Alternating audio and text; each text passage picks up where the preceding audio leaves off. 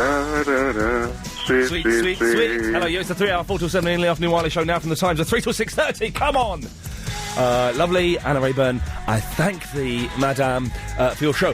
Can I apologise to anyone who was listening at this time yesterday for the show was a load of old crap. I don't like swearing on the radio, but it was awful. It was awful. I've made peace with the ninjas. I've made peace with them. We had a meeting last night in Chicago, near Tokyo. Anyway, so, listen, yesterday, the first hour was awful. The second hour was all right. The third hour, wasn't bad. And the last half hour was really good. That doesn't mean... That's not really selling the whole 3.5 hour listening experience, is it? Well, what can I say? Today's first hour is going to be a little bit better than yesterday. Yeah, it was awful. I really don't quite know why. And for that, I apologise. One of the reasons it was so bad, I think, I was being lazy. I was being lazy with you, the callers. I was letting boring callers get away with being too boring for too long. That ain't happening today. If you're boring me, I'm telling you, you're off. Seriously, boring, inappropriate calls we had in the first hour. For that, I apologise, and I'm going to be a little bit harsher. But we've got an action-packed show. The correspondent update daily, 5:38. That is happening at 5:38. After 6, we've got 2 clips to play that people have sent in. One is rubbish, one is pretty good. And we'll be taking a call straight to air. But before that, let's go to Terry in the city. Hello, Ian, how are you, mate? I'm fine, mate. How are you doing? Do you remember our conversation last one, when I was out of my nut that time? You were out of your nut, Terry, and you were being limp. Oh, I was going to make an apology and say I was calling you shallow, limp and everything. I know. And I withdrew it.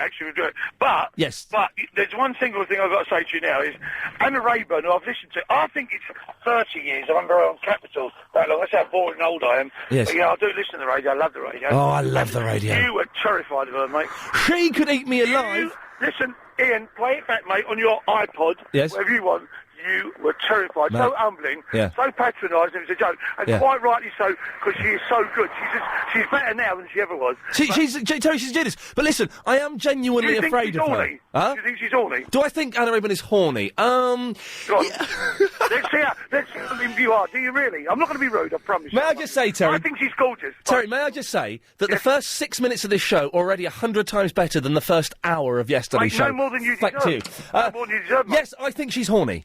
Yes, she is, so do I. So we both agree on that. But I don't know how to act around her. I am nervous and in awe around her. What should I do, Terence? I would be exactly the same. Yeah?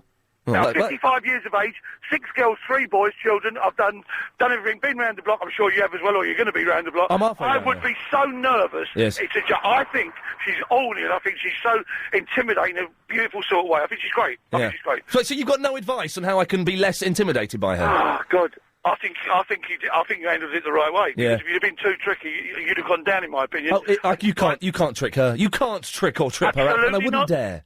Absolutely. And people who don't know her don't understand that, but you handled it right. Anyway, so I'm giving you a 10-pointer today. Thank you. And how many more points do I need? None. No, you're all right. You're all right. You're getting away with it now. Nice one. You're a legend. See you, mate. Terence, take care. Bye-bye. There we go. There we go. Already, there we go, London. I said it'd be better, and boy, was it ever better. Boy, was that ever better. I've got a little bit quiet in my headphones again. That's more back to normal. Well, that's on that. I'm going to try this headphone socket. Hang on a second. Let me try this socket here. La. That's a little bit better. Is it? I don't know. It's all psychological, and it's probably exactly the same. I'm just an idiot. Well, there we go. Terry asking, is Anna Rayburn horny? Well, God almighty. That's better. Now, listen, if you've never listened to the show from 4 o'clock, if you're a fan of the Preve or the Greaves, that's kind of what the show should be like. I want calls of that calibre, not necessarily being sexually descriptive of one of my co-presenters, colleagues here, but yes, that was more like it. Anyway, if you want to call in, it's 0870 90 90 973. For das ist die Telefonennummer. You can email as well, Iain, IAIN, @lbc.co.uk. Have you ever fancied a relative? Yes, Helen behind the glass. I'll ask the question again. Have you ever fancied a relative? No. I don't mean anybody like that. We're talking, for example... a sister-in-law, a brother-in-law, your mother-in-law. Everyone fancies the mother-in-law. The mother-in-law, the butt of the jokes, only because, surely, they're quite fit, and they're an older version of the person you're going out with. So that's going to be fun. And also, let's tread carefully around the murky waters that are fancying a relative. Okay, how do we put this without sounding like a dick? Okay, first of all, what's a second cousin? What is a second cousin? Because I believe in this country it is legal to cop off with a second cousin, but I don't know what a second cousin is. Is that a cousin of a cousin? No, because then that'll be you, wouldn't it? Is it your cousin's child? Is that... Can someone call in? Let me know what a second cousin is. 0870 9090 973. And is it legitimate? Have you ever... This is such a weird thing to bring up, and for this, London, I kind of apologise, but only in a little bit. Have you fancied a relative? And what kind of relative was it? Mother-in-laws are fine. Let's compile a list of relatives it is fine to fancy. Mother and father-in-laws, it is fine. And if you ever comped off with one of them, can you give me a call and let me know what that was like? It's a little bit of a dangerous game to play, isn't it? But surely, people must have done it. 0870 9090 973. You can fancy cousins. Cousins are weird, aren't they? Especially, and we are treading carefully. We're not going to go down any sticky roads before the bosses rush in, rip the microphone off me and start playing That Reminds Me with Steve Allen. But cousins, if you don't see your cousins very often, you see your cousin maybe once every 5 years. It's quite possible you might find them a little bit fit and might fancy them a little bit. But that's probably wrong, isn't it? I think in certain states of America, that's legitimate and that's fine. Can you help me through this? Have you confronted the relative that you fancied? And what happened? Was it reciprocated? Was there disgust? Was it unpleasant? Was there nastiness? You can email on this, Iain, IAIN, @lbc.co.uk. You've got control of that. OK, fine, you go for your life then. Or you can give us a call, 0870 9090 973. That is the telephone number. Second cousins. What the hell is a second cousin? I don't know what it is. And what's a cousin twice removed? Where does the twice removed come into it? I don't understand... seconds and twice removed and the distance thing and all of that. 0870 9090 973. Real life, real London, Warren, Northwood. Iain Towers. Sir, good after. Good afternoon, Your Honour. Good after to you, my honour. What can I do for you, fella? Eh? I am... Do you agree with Terry? Do you think I'm intimidated by Musanna Rayburn?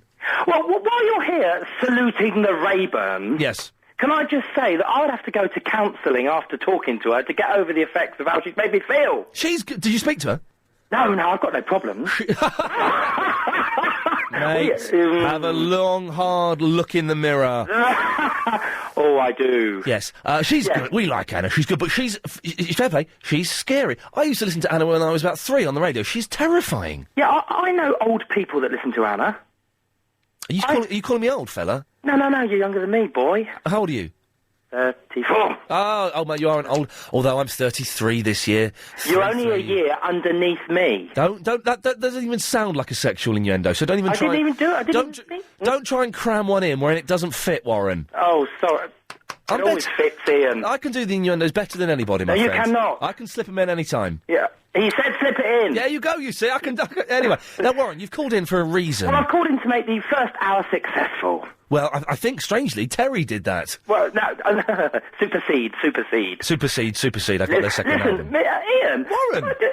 Can I just... Yes. You're a liar. What? There's not a 7-second delay. I've just timed it. It's 9 seconds. It varies from time to time. The computer sets it up. Really? No, it's 9. Why do you lie? Were you just timing it then when I was speaking to you? 8, 9. 9! I said to you 9. All right, Warren, I want you to count 9 seconds and I'll time you. Okay, I think right. Hold on a minute. Count 9 seconds. 8, 9. 9! No, count some seconds. I want to hear what your seconds are against the electronic clock. 1 and 2 and 3. God, you're counting really slowly now, you idiot. No.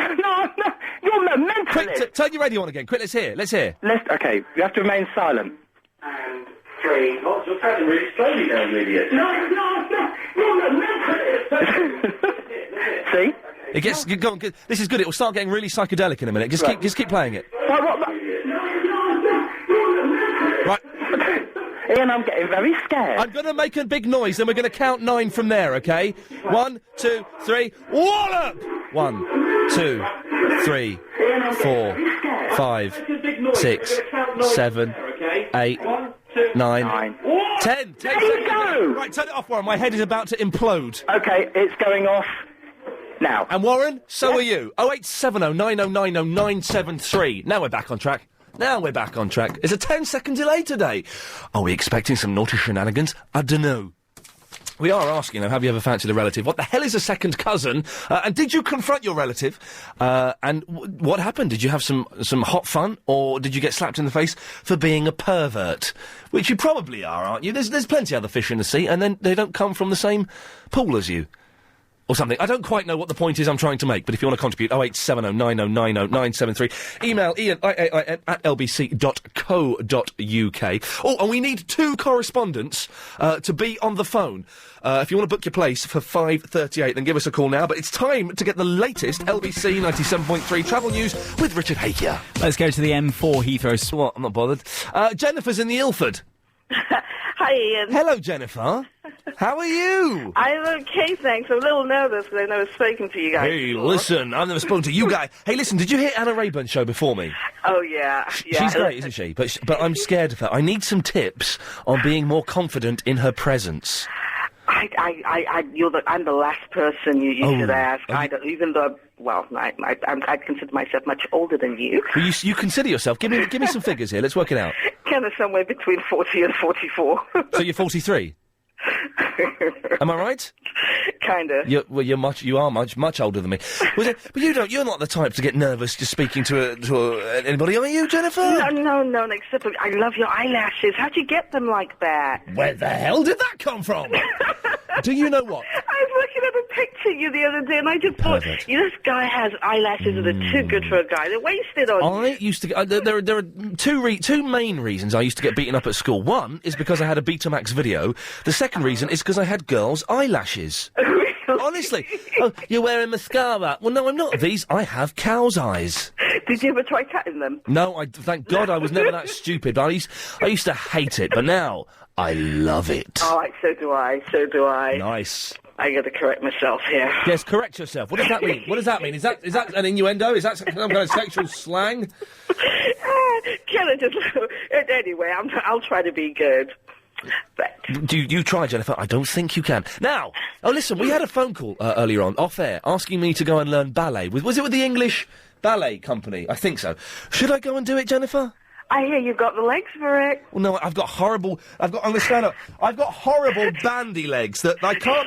Seriously, I can't put my knees together because they go out and then they come back in. Know, with those eyelashes, you will look so pretty in a dress. What? Now you're trying to get me to dress up in women's clothes. Something I'm more than happy to do, but only if I can be guaranteed you won't go to the press with it, Jennifer. Hey, what do you say? Someone took my plans away. So what's all the fuss? There ain't nobody that spies like us. Now, Jennifer. Yeah. What can I do for you? Oh, you were talking about fancying family members? Fancying members of the family. When is it acceptable? When is it really weird and pervy and you should get kicked in for it? Let's make this straight. I ain't ever fancied any member of my family. Apart from? Never will. Apart from... What's his name? Come on. Father-in-law. Your father-in-law. No, they got it wrong. My ex... Yes? I got to say this slowly because my tongue always gets tangled. Wow. Yes. My ex... Okay, my ex... Ex-wife... Right. Your ex's ex-wife? That's right, my ex's ex-wife... Married before or after you? Before me. Okay, God, I'm confused. I'm bored. Now, go on. Your ex's ex-wife... okay. You fancied her? No, but her mother... Right. Married... I'm drawing a picture, yes? Her grandfather, which was her mum's... Her dad? Yeah. She married her dad? No. This is confusing and illegal. Let me say this slowly. Yeah, I'm trying to, but we haven't got much time. Her mother ended up marrying her husband's father, who was my ex's father, a grandfather. So she ended up having a grandfather as her father. There, I got there. I don't. In your head, you may have done, Jennifer, but we're still on your ex's ex. Okay, so I didn't understand it, so I don't know how to compute the information, but it sounds good. Let's say, like, your mother... Hey, I want to draw a picture. Don't get my mother involved in this, for God's sake, you pervert. So, there's a picture of you. Okay, there's a picture... not me. No, but we've got to start with you so that we can go to your ex. Okay, there's your ex. Picture of me. Yeah, there's you. There's your ex. My ex-boyfriend. And his ex-wife. And his ex-wife. Yeah, what case? Where is it? Your ex-boyfriend's ex-wife. Christ. Yeah. Right. Now, the ex-wife's... Mother, yes, that's going to be... yes. ended up marrying the ex-wife's... husband's grandfather. Well, they're not related then? Yeah, but imagine being raised... Can I just show this, Chris? This is how I've illustrated... Also your father. I'm showing to Chris how I've illustrated it. I've just done a series of lines. Okay. And that's... but I understand it. But so the daughter's grandfather-in-law became her dad? Exactly. We got there. Wow. Who said this show isn't taxing on the brain is very, very wrong. When is it ever right to fancy? But yeah, all right, I can't. I'm going to leave it. I'll leave Jennifer, I think. David is in the Oxted. Good afternoon, Ian. Hello, sir. What can I do for you? I'm very well. You wanted to know who about your second cousin? Didn't ask? Yes. As far as I understand, it is your grandparents' brothers or sisters' offspring. Oh, hang on a second. So second cousin. So I'm drawing a picture. There's me, there's my mum, there's my nan, and it's my nan's what? Nan's brothers or sisters' offspring. That's a second cousin. Are you sure that's not a once removed? Because Daniel has emailed in. I have no idea who Daniel is. He could be a pathological liar for all I know, David. He said a second cousin is the child of your father or mother... Oh, this makes no sense. Listen to this sentence. A second cousin is the child of your father or mother's second cousin. Hang on a minute. Oh, Daniel sent another one in, explaining how... Oh, Daniel's a doctor. Crikey. Sorry, that should have read mother or father's first cousin. Hang on, I've ripped that one up now. Hang on. So I've got to use two emails. Hang on, David, bear with me. Daniel says, a second cousin is the child of your father or mother's cousin. That means that's nonsense. That's absolute. What do doctors know, eh? Yeah. You're still there, David? Sorry. You wanted to speak to me.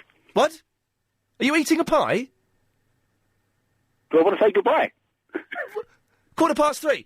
0870 9090 973. That was like a bad sketch from the 70s. Could he seriously not hear me, or was he putting that on? He must have been putting that on. I don't... I think he's wrong on the second cousins. Yes, it is, isn't it? It's the extra 3 seconds delay. I don't know what to do with it. We've got an extra half an hour and 3 seconds, it turns out. Not getting paid for it. Joe is in the Cheam. Yes, I am. Oh. Hello. Now, is that Joe in the Cheam? I want to know, why don't you talk about sex every show? Oh. Nice. Who said that? Well, anyway. Yeah, I thought you did, didn't you? No, dear, no. Oh, I thought you wanted to talk about sex. No. Maybe. Let's talk about you and me. Let's talk about all the good things and the bad things that may be. I'm just going to Let's answer talk about your sex, cousin's question. Yes. Right. Now, this is a newspaper cutting. I always save it because I get confused as well. Hang on. You've kept a newspaper cutting about second cousins. About cousins in general. When did you get this from? From probably the Daily Mail, question page or something. And may I ask how long you've had this cutting about cousins? It could be 10 years or 12 years. You've kept a cutting from the Daily Mail about cousins for 12 years? Yes, because it's confusing. You were confused. Okay, I want to hear it, Joe. Right. I want to see this is worth keeping for 12 years. All right. The question was, why is it that we have first, second and third cousins? There's third cousins? And why are they removed? The answer, now this will confuse you. Your first cousin is the child of your aunt or uncle. Okay, so that's a first cousin, is the child... that's my cousin. That's it. That's a cousin. For example, it's Gareth or Maria. They're my cousins. Your second cousin is the child of one of your parents' first cousins. So, okay. So my mum's cousin, the cousin that is the child of that cousin is my second cousin. That's right. I'm there. Okay. Yeah, but you're saying some nonsense of a mythological third cousin. No, this is absolutely right. Wow. And your third cousin... Yes, Joe. is the child of one of your parents' second cousins. Right. I've forgotten what a second cousin is again. Are you with me? I've forgotten what a second cousin is again. Remind me what a second cousin is. Oh, God. No, Your he's not going to help. Is the child of one of your parents' first cousins. So my mum's second cousin, her child, would be my third cousin. Absolutely. And you've kept that for 12 years? Yeah, I haven't finished yet. Oh, well, okay. Your first cousin, once removed, yes. or loosely a second cousin. Yes. I can't believe we're having a reading from a 12-year-old Daily Mail, but carry on. Is the child of your first cousin. Your first cousin, once removed, is the child of your first cousin. You just said that. That's it. You're repeating yourself, Joe. You're doing a Baldwin on me. Yes. Okay. Don't care. No. Yes, right. It's sad. It's sad what's happening to my Baldwin, isn't it? It is sad, isn't it? Yeah, it is, yes. Oh, I like my Baldwin. Right. He can't act, though. Well, have you got it now? No. I don't need to read it again. If you could read it again. All through? Yeah. Your first cousin is the child of your aunt or uncle. Your second cousin is the child of one of your parents' first cousins. And your third cousin... 0870 9090 973 is the telephone number if you want to take part. Have you ever fancied a relative? This is more like it, London. This is what we should have been doing at 3 o'clock yesterday. We'll go through some of your emails after we've had a little bit of this. Right there, he doesn't always get it right. Have I got time? Let me play it. Have we got time for this? Yeah, listen to him. This is the fella who's paid through the voiceovers doing this. The 3.5 hour, 3 till 6:30 Iain Lee Afternoon Wireless Show, formerly known as the 3 hour, 4 till 7 Iain Lee Afternoon Wireless. Oh, mate, pull your finger out. Although that sound at the end was quite interesting, wasn't it? When is it okay to fancy a relative? Let's get the boundaries drawn up. 0870 9090 973. Iain at lbc.co.uk. We'll take more of your calls and your emails after the latest news. Mike up until he finishes, because I keep forgetting. I keep going to chip in there, and I forgot the extended thing. I just have to close Burley down again, because something very weird is happening. Burley is, the rather boringly, the computer that what I done use to fire clips. Let me just check if this is working. Something very mysterious is going on here, and I don't quite know what it is. Let me have a little... No. Oh, Chris, the computer's broken. Da, da, da, no. Hallelujah. No, whoa, Chris! Seriously, it's broken. Seriously. Right, okay, this is very boring, London. Just go and listen to BBC London for a second. It's now saying no slug available. What the hell is a slug? Why would one be unavailable? You got to type in the name again, have you? I didn't do anything. I did not do anything. If we started at 4, this wouldn't be happening. This would not be happening. I suspect sabotage is going on. No, you just delete all those emails. It doesn't matter, they're all from Maxi Allen. 0870 9090 973. Marion in the Finchley, are you there? I am. Hang on a second, Agent Chris is trying to fix the computer, which has gone a little bit mental. Okay. Yeah, there's nothing... Can you hear me? Well, I can hear you. It's not your computer that's gone mental, it's, the clips. We have a computer that plays clips of bits and pieces. For example, will it help if I do this, Chris? Yeah, we did! Fixed it. We may almost be there. Hang on a second. I really need to go to the loo, Marianne. I should have gone during that news. I should have gone during the news. But this is... I can explain this really simply. Explain what now? Cousins. And no slug available is Gregory singing sweet on that one. You can explain cousins. I can explain cousins. It's really much simpler than people think. Oh, everybody's making... I learnt this at the Natural History Museum. I would have thought an explanation in the Daily Mail would have to have been pretty simple, though. Oh, why? Is that where where was it in the That's Daily where Mail? the old woman got it from. Oh, I didn't... Oh, maybe she was right. I think I might have not... I didn't listen for the last few minutes. Yeah, do you know what? Hang on a sec. Here's my explanation. Do you know who... You're keen to speak and not me. Let me speak. I am. Are you in a rush, Marion? You going somewhere? I've got to do this quickly. Where are you going? Oh no! Don't do this to me. Just let me. No, where are you going? Are you off out? Are you off? I'm not going anywhere. I've just come. Have you just snuck out of a courtroom where a court case is going on, which we can't talk about for sub judice, just to make this phone call?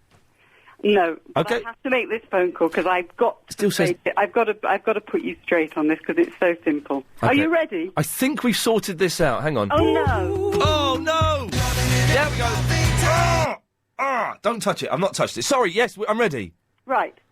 Do you know who your first cousin is? Can you picture a first cousin of yours? Gareth. And do you know why they're a first cousin? Because it's my my mum's sister's son. Right, your mum's sister's son.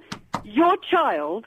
Whoa, now, hang on a second. That doesn't exist. It moves through the generations. Yes. With your cousin, you share a grandparent. Do you agree with that? Yes. You share a grandparent. Nanny Jennings and Grandad Bill, we share. Okay. Yes. Your second cousins will share those same grandparents as great-grandparents. So, in other words, your child is my second cousin. The child of your first cousin are second cousins to each other. But who's my second cousin then? My your mum. Second cousin will be the... Yes, it's the first... my mum. Your mother has got... It's the cousin... Of me? Yes, of your my mother son. has got a first cousin. And that's my son. That's her grandson. But I haven't got No, wait. I haven't got a son. It doesn't matter. Has your mother got a first cousin? To you it doesn't matter, Marion. To me it's the end of the world. I'm going to do this. Okay.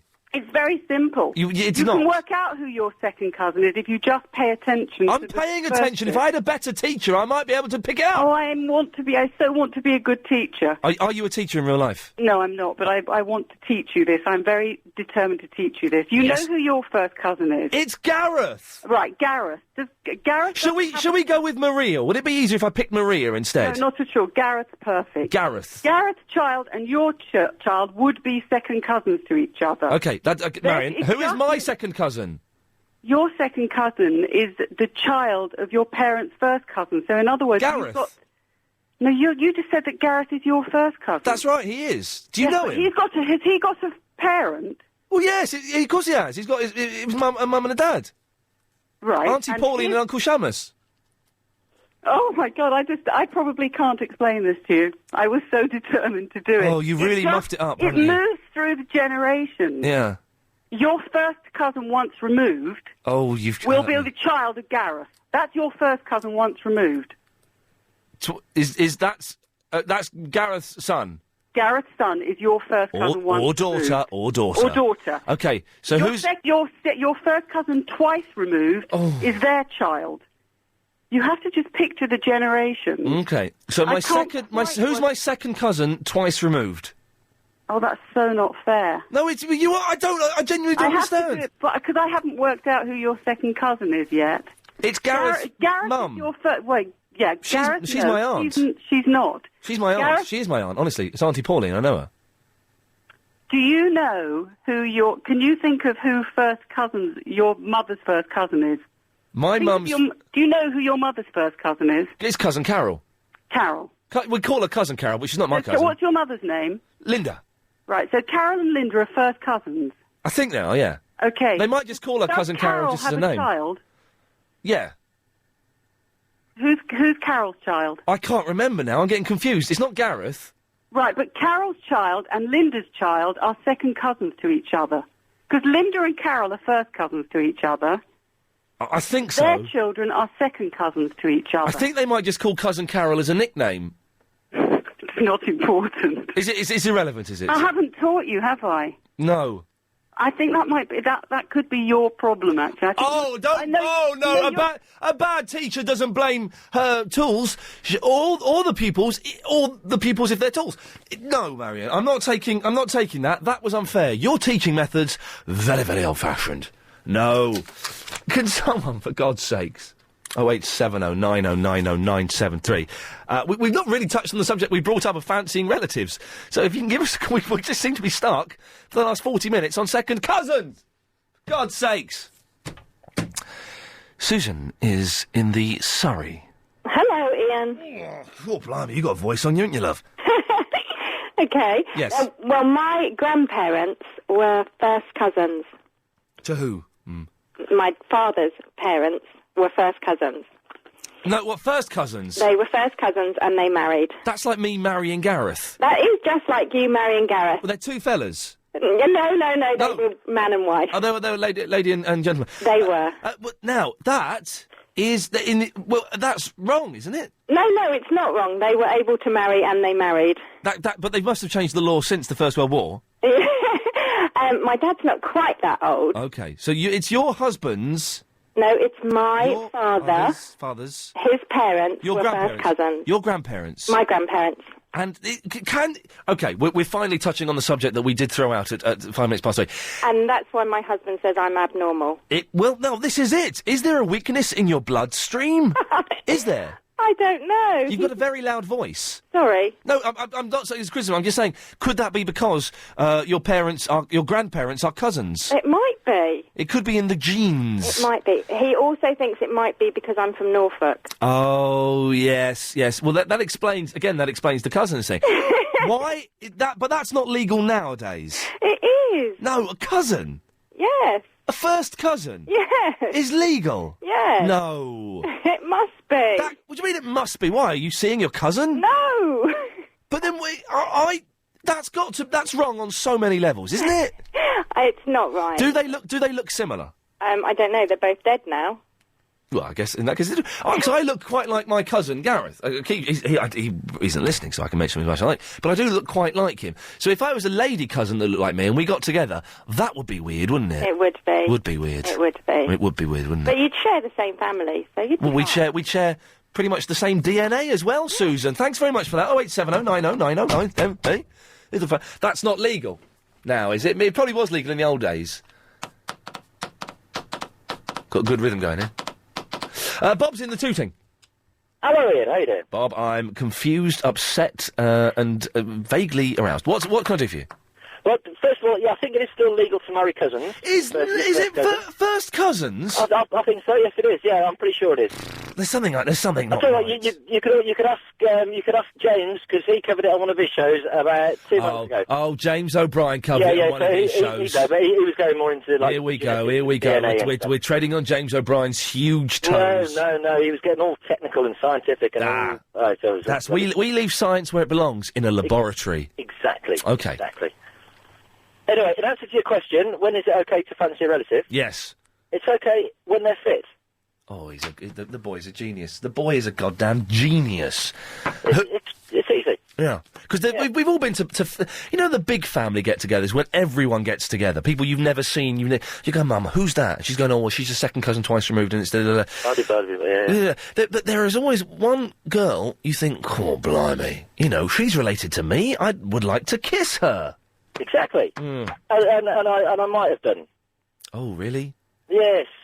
But distant enough for it. I'm still hung up on the cousin. Have you copped off with a cousin? Yes, I might have done. A second cousin. Bob, have you copped off with a cousin? Not a first cousin, no, a second cousin. Are you sure? Yeah, and I'm sure about that because yes. I know that she was my second cousin. Yes. Because she was my dad's cousin's daughter. Oh, that's plenty far away. Yes, that's plenty far away. And that's what is a first cousin, a second cousin. And were you when you were kissing? When you're like kissing, oh, I love kissing, oh, kissing's nice. And then you take a break before you go back for the second big heavy kissing session. Did you go? Do you know what, Margaret? This is weird, isn't it? We're related, but I like it. And then go back in for some more snogging. No, we didn't talk about it really. Oh, really? No. Oh, interesting. Bob, listen, mate, thank you very much for that. It's okay to fancy relatives when they're fit. You cannot argue with that logic. 0870 90 90 973 is the phone number. I think we've got second cousins now. And even if we haven't, I think I've lost the will to live. My brain is never going to understand it. A woman read a bit from a 12-year-old Daily Mail, the question and answer column. If we can't get it from that, we're never going to get it. So I do want to know now. Have you copped off with one of your relatives? And we're not doing this in a pervy. Oh, I copped with my sister. No. Cousins, second cousins, mother-in-laws. Have you done that? Was there a big family scandal when it all erupted? And is it really legal to marry cousins? That's too close, isn't it? Isn't it? You'd think it would be, wouldn't you? And also, listen, we're doing a daily correspondent update now at 5:38. If you want to see the new correspondent list, because we updated it last week, not taking any more applications, then go to the LBC website, go to my page on there. You can see the new list. At 5:38, I already have 3 printed correspondent updates. I need 2 people live on the telephone. If you are a correspondent and you want to book your place in the 5:38 daily correspondent update today, then give Agent Chris a call now, 0870 9090 973. Phones are quite busy, but keep trying. We'll take more of your calls after we've got the latest LBC 97.3 travel news with Richard Hagia. I'm pleased to say the M4 Heathrow Spur looks to be... Andrea in the Sutton, stop emailing me. I will give you the answer. They're not actually brother and sister. That's all I'm going to say. It's about Lost, but it makes it... And Sam, No, not Sam. Oh, Sam is saying what's happened to Google. Apparently Google's in Braille today. But, which is was strange, because the blinds can't touch it. They can't... The Google is written in the form of Braille, but blind people cannot touch it. So strange, but, you know, there you go. And there was another email that I needed to do. Where is it? Don't know why, it's fine, we'll get there in the end. It was... No, hang on, this is good radio. This is good... Anyway, it was from our autograph... a meeting celebrities correspondent. He wants to know where his Christmas tree is, Agent Chris. Have you sent the Christmas... It's in the post. When did you post it? Yesterday. He won it a week ago, mate. He won it a week ago. Would you come on the radio and apologise? Come on the radio. Oh, it's a different studio. I can't do it. Apologise to him. Sorry. Thank you. Won it a week ago, mate. Mags is in the Croydon. Hello. Hello, Mags. Hiya. I'm fine, how are you? You didn't ask me. I've done what people do to me. You didn't ask me. I was trying not to belch. That's why I came out with a superfluous comment that's irrelevant. I'm glad you're fine. Yeah. Good. Do you want me to ask how you are? Well, you can do. I'm not bothered. I'm not bothered. I'm not bothered. I'm not either. No. That's all right. No. Go on. Have you copped off with a cousin? Yeah, my cousin... Yeah? ...married his mum's cousin. Hang on a minute. Oh, well, that's kind of legitimate, isn't it? Yeah. It's still pervy, it's still wrong, and it's still immoral. What's the difference, Mags, between immoral and amoral? I think immoral is actually against your morals, and amoral means it's nothing to do with morals, possibly. It's got moral in it. No, well, neither is moral. Well, that's true. Wise words there, Mags. Wise words. And was it your son married your mum's sister? What was it? Excuse me, no. My cousin married his mother's cousin. Did it all kick off in the family when this incestuous relationship was brought to light? It didn't. I didn't actually go to the wedding, but... Oh, but boycotted talking over it with a friend... No, it was just that it was a long way away. Okay. But, yeah, stuff them. Stuff them. Stuff them. Why should you? They're only related over it with a friend. Yes. We were discussing the possibility to the photographer. Groom's family, fine. Bride's family, and nobody moves. They all just stand there. They all just stay there. It would be awkward, wouldn't it? It would be a strange thing. But no one questioned it. Everyone went, yeah, fair play, we'll have that. They'll let that one go then. Well, nobody really talked about it to me very much. But yeah, I think it went off without any much big hassle. Any much big hassle. It's almost a sentence, Max. Well, I don't know what the difference between immoral and amoral is. I should know. And I'm sure if I were to sit down for an hour with a lovely cup of tea, then I might be able to work it out. You may have just heard. Inhuman and inhumane. Flammable and inflammable. Ha-ha, you see? Well, I don't know what any of these words mean. You may have just heard me do some secret radio code there. I was actually asking Agent Chris for a cup of tea in radio speak. He's still not picked up on it. Cup of tea, please, love! Cup of tea, love! Tim? Yeah? Are you in Willesden? I am. Not Wheelsden. Not Wheelsden, Well, no, it's on my... This is flipping ridiculous. I know... He's in Willesden, not Wheelsden. It's not chalk... Oh, but fair play, a cup of tea has come in. Now, that is good service. Oh, and it's going back out again. You cheeky little so-and-so. Put it down. Put it down where it belongs, next to me. Thank you. Tim, would you excuse me 1 second and grant me one indulgence? Excuse me. Okay. That's good. Thank you. Tim, yes, you've called. That was a very loud slurp in my earpiece. You love it. Your earpiece? Yes, I'm currently in my wheels in Wheelsden. Wheelsden. Chorlton and the Wheelies. A little old lady. Anyway, Tim, I'm going off on a tangent. What may I do for you, Governor? No, I just wanted to let you know, maybe somebody else has said it, but you are allowed to marry your first cousin. Well, this has come out, and I wasn't sure if I believed it, but you're the second person to back it up. Have you copped off with one of your cousins, Tim? Not personally, but my sister married our cousin. Wow! So we've just been talking about it in the car, and therefore their daughter is his first cousin once removed as well. That upsets me. Now, OK, let's try, because quite often, families don't see cousins very often. Did you see this cousin very often? Maybe once or twice a year, and so did she, obviously, and they kind of fell in love, and most of the family's been very good about it. Who hasn't? Who's really said, hang on a second? No, I think at first people were a little bit, is this all right? Is it like you? Is it legal? Is it all right? But they went to they had tests and everything to see if they could have kids, and they have had a kid, and everything seems to be fine. Wow. It's a little bit... 3 years, but... Hey! No, I'm joking. Tim, you made a joke about your nephew! That's genius! It is a little bit weird, isn't it? It's a little bit weird, but I think you'll find that actually throughout the ages it has happened a lot more than you think. Yeah. And it's I don't know, people are a bit weird about it, but they're very happy, and the rest of the family's happy. But And another thing to think about is that his and her aunt and uncle are also their in-laws.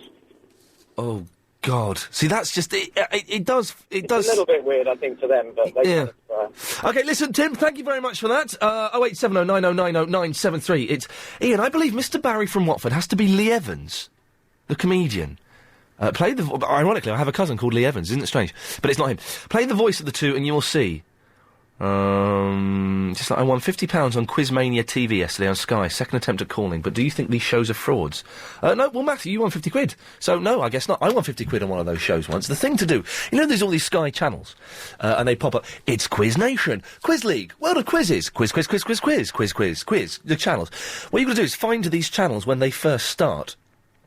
And, because then no one watches them or calls in, and you're almost guaranteed to win a foo quid, which is kind of cool. 0870 9090 973. It's a little bit uncomfortable now. Cousins marrying. It's wrong. It's just wrong. I don't think so. No one's called in with an amusing, I copped off with my mother-in-law story. That's not happened. Let's put that out as a specific request. Has anybody got an amusing I've copped off with my mother-in-law story? If you have, then please give us a call. 0870 9090 973. Or let's read the email. Chris, amoral and immoral from Andy X. Amoral means you have no morals at all. Immoral means it's not moral. Supposing I was amorally immoral. God, I'm not bright enough to do this job. Where's the Preve when you need him? Oh, he's on smooth. Hello, you. Even though you know a second cousin is the child of your mother or father's cousin. We've got that. It's from David from the Isha, who's correcting the Ian's shabby grammar correspondence. I think we've got the cousin thing sorted out. Nigel from the Israel has emailed in. James, P.S. James O'Brien deserved to win. Can we forget the race? That's so 2005. You losers. The Moonface lost it. It's as simple as that.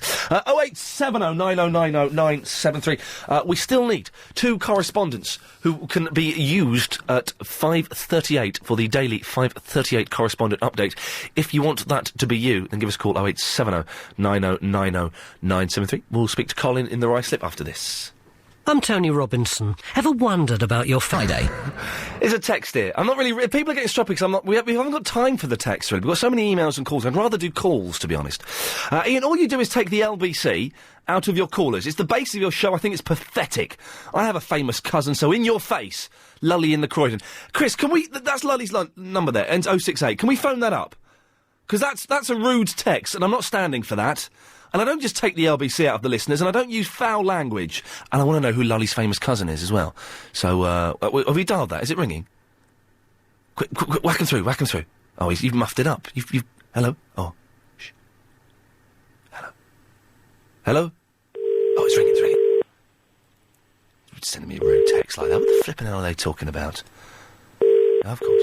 They won't answer. Lully's going to bottle out. Lully's gonna bottle. Lully. Hi, this is Mark's phone. I'm sorry I can't take your call. Oh. Leave a message. I'll leave a message. Let's make sure they don't give out the number. Thank you. If you want to re-record your message... No, I don't want to re-record it. I'm going to be happy with this message. Hello, Lully in the Croydon. First of all, I don't take the LBC out of all of the callers, only some of them, the thick ones who are too cowardly to answer the phone. Secondly, don't send me texts with swears in. And thirdly, who is your famous cousin? I'm really curious. Thanks, bye. 0870 9090 973 is the telephone number if you want to give us a call. Colin in the Rice-Ipton. Hello, Colin. Good afternoon. Good afternoon, Colin. Have you had a few? You've got to be joking. Good boy, good boy. Listen, Yes. these first cousins marrying. Yes. Your last caller touched on the subject. If my dad's brother and his wife had children, that would be my cousin. Correct? Your dad's brother... Yes, yes, your uncle... Now, yes. if I married my first cousin... Yes. Then my uncle and auntie... It'd be really sexy. What? Yeah. If I married my first cousin, my uncle and auntie would then become my mother and father-in-law. Law. Yes. And my dad would become my... Your granddad. My dad would become my Your granddad. father-in-law's brother. Brother, yeah. Work that one out. Who's your granddad? My dad's dad. Okay, fine. So that doesn't change, does it? Or he becomes your granddad-in-law as well? Can you have a granddad-in-law? Step-granddad-in-law. Step-granddad-in-law twice removed? It's wrong, Colin, it's wrong, isn't it? Well, I mean to say some of the ethnic minorities first. Oh, dear God. Well, I tell you what, we'll stop there, shall we? Oh, ho, ho, ho. No, we don't, I'm not, no. We don't want any of that. Let me lighten things up just for a couple of seconds. That's better. 0870 9090 973 is the telephone number if you want to give us a call. We're still talking about that. I do want to speak to someone before 6:30 this evening who's got an amusing I copped off with my mother-in-law story. It will be a lot of fun. You know your pet, if you don't kiss it, then you shouldn't be caring for it, and it should be taken off you and put down in front of your eyes to teach you a lesson. That's the truth. I think that not enough people care for their pets, and they don't kiss them. It's the truth. 0870 9090 973 is the phone number. We'll take some of your calls after the latest LBC 97.3 news and me having a wee. He'll now finish at 6:30. Stumbled at the end, but excellent stuff. Those are the new hours, 3 till 6:30. So if you're just joining us, you've missed the first hour. Yes, you may have missed the first hour deliberately, out of your own choice, after the debacle that was... I'm friends with the ninjas now. Nice to meet you. After the nightmare that was yesterday's 3 till 4 hour. Today's has been a humdinger. Yes, we've touched on incest. Yes, we've spoken to drug addicts. Yes, there was some slightly racist banter that we cut off. It's all been there. So things, gang, are back to normal. Don't forget, we're going to 6:30 now. There are a few changes that are happening. Well, they're not. There's a couple of changes. The first thing is we now have a daily correspondent update at 5:38. I have my 3 printed correspondent updates, and there's some pretty darn good stuff here. Some pretty darn good stuff here. We have one correspondent booked in on the phone. If you are a correspondent and you're free at 5:38 to give us an update live on Devilis, then can you give Agent Chris a call now on 0870 9090 973. The phones are very busy at the moment. Lots of perverts and freaks wanting to talk about copping off with their cousins. But keep trying, because we do need one more live update. And also, after 6:30, because I have a very badly worded contract, I have to work that extra half an hour. Agent Chris has a watertight contract, meaning he does not have to work it. So he's going to stick around, though. It's not football training tonight, is it, Chris?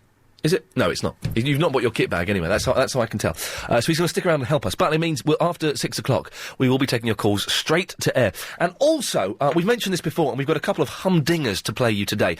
We're looking for you to send in little clips, little bits and pieces that you've made, anything you want on MP3 or on CD, no more than 2 minutes long.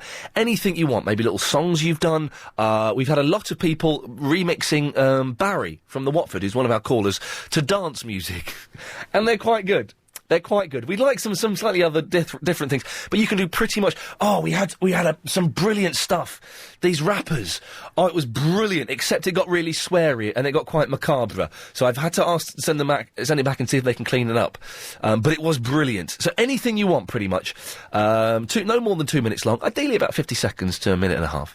You can send it on the MP3 to ian@lbc.co.uk. And the better quality, the better. We've had some. We're going to play one today that's not brilliant quality, but I think we can get away with it. We'll play 2 today, and one is later on from Igor.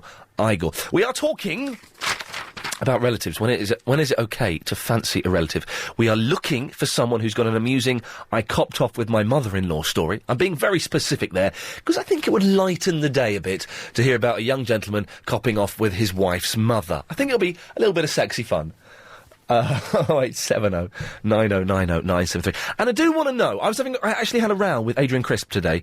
I was talking about how I kiss my cat Velvet. I kiss her because she's the most beautiful little thing in the world. And you've got to kiss her when she's sniffing your eyeball and being all affectionate and waking you up because she wants her breakfast at 6 in the morning, the little so-and-so. So I kiss her. Adrian Crisp thinks it's wrong, and he thinks it's disgusting. I think au contraire to that. I think if you don't kiss your pet, and I don't mean in a sexual manner, so stop that now, you freaks. If you don't kiss your pet, if you don't show it enough affection and care, then you don't deserve to have that pet. That pet should be taken off you and put down in front of you. To teach you a lesson. Because pets like love. Have you got a pet? Do you kiss it? Do you let your dog lick your face? Does your pet ever kiss you? 0870 9090 973. Eileen is in the Wimbledon. Hello. Hello, Eileen. This isn't my family, but it's a very close friend. Okay. It's a bit complicated. They all have been so far, Eileen. It's my friend. I'll call him John. He's not John, but I'll just, to make it easy. What's his real name? I'm not telling. Oh, no, okay, sorry, it's John. It's John or Joan? John. It's Joan. John. John. Joan. It's a guy. Called Joan? That's weird. Eileen, I'm going to do something. Can I play a little bit of a song clip for you? Uh-huh. I bet you know what it's going to be, don't you? Uh-huh. Here we go. Oh, I just had to do it. I'm sorry, I had to do it. So, okay, so your friend Joan. John. Yes. He got married, and they had a baby a year later. Oh, dear. And a year later, Already. she ran off with his father, a father-in-law. The baby did? No, his wife. His wife ran off with a baby? No, I'm confused, Eileen. It's the accent is making it difficult to understand. The father-in-law ran off with him. That's his dad. His dad ran off with his... Oh, we are complicating it. You're complicating it yourself. John? That's my Scottish accent. Don't be cheeky. Oh, yes, ma'am. Right, John's wife ran off with her father-in-law, who's John... Okay, so we've got John. Can we give the wife a made-up name? We'll call her Floozy. Floozy. And what's the father-in-law, the made-up name? Rambo. Rambo, okay. So John, and let's, and they've had a baby, which we'll call Steve Tyler? Steve Tyler, okay, right, so let's get this right. So John and Floozy get together and they marry. Right. They give birth to Steve Tyler. That's right. Okay, from Aerosmith. So then, Floozy, a year later, Steve Tyler's barely a year old, Floozy runs off with Rambo. Who is the child's grandfather. Oh. But to make it even worse... Oh, please, more God. complicated... Yes. A year after that... Yes. She had a baby to her father-in-law. And we'll call that... who can we call that? Fonzie. We'll call the second baby Fonzie. So, John is now father to one child... From Aerosmith. And stepbrother... And one child from Happy Days. Half-brother to the other child. The Fonz. And the grandfather is now grandfather to one child and father to Fonzie. Father to the other child. Would you just say that Rambo is father to Fonzie? Would you say it for me, please? Rambo is father to Fonzie. Thank you very much for that. That has made my day. That has made my day. Quentin is in the Forest Hill. Hello, Ian. Hello, mate. You're right. I'm not too bad. What can I do for you, Quentin?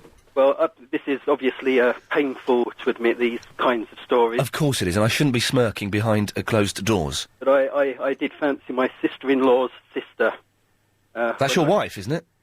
No, it's my brother's wife's sister. Oh, hang on. Your brother's wife's...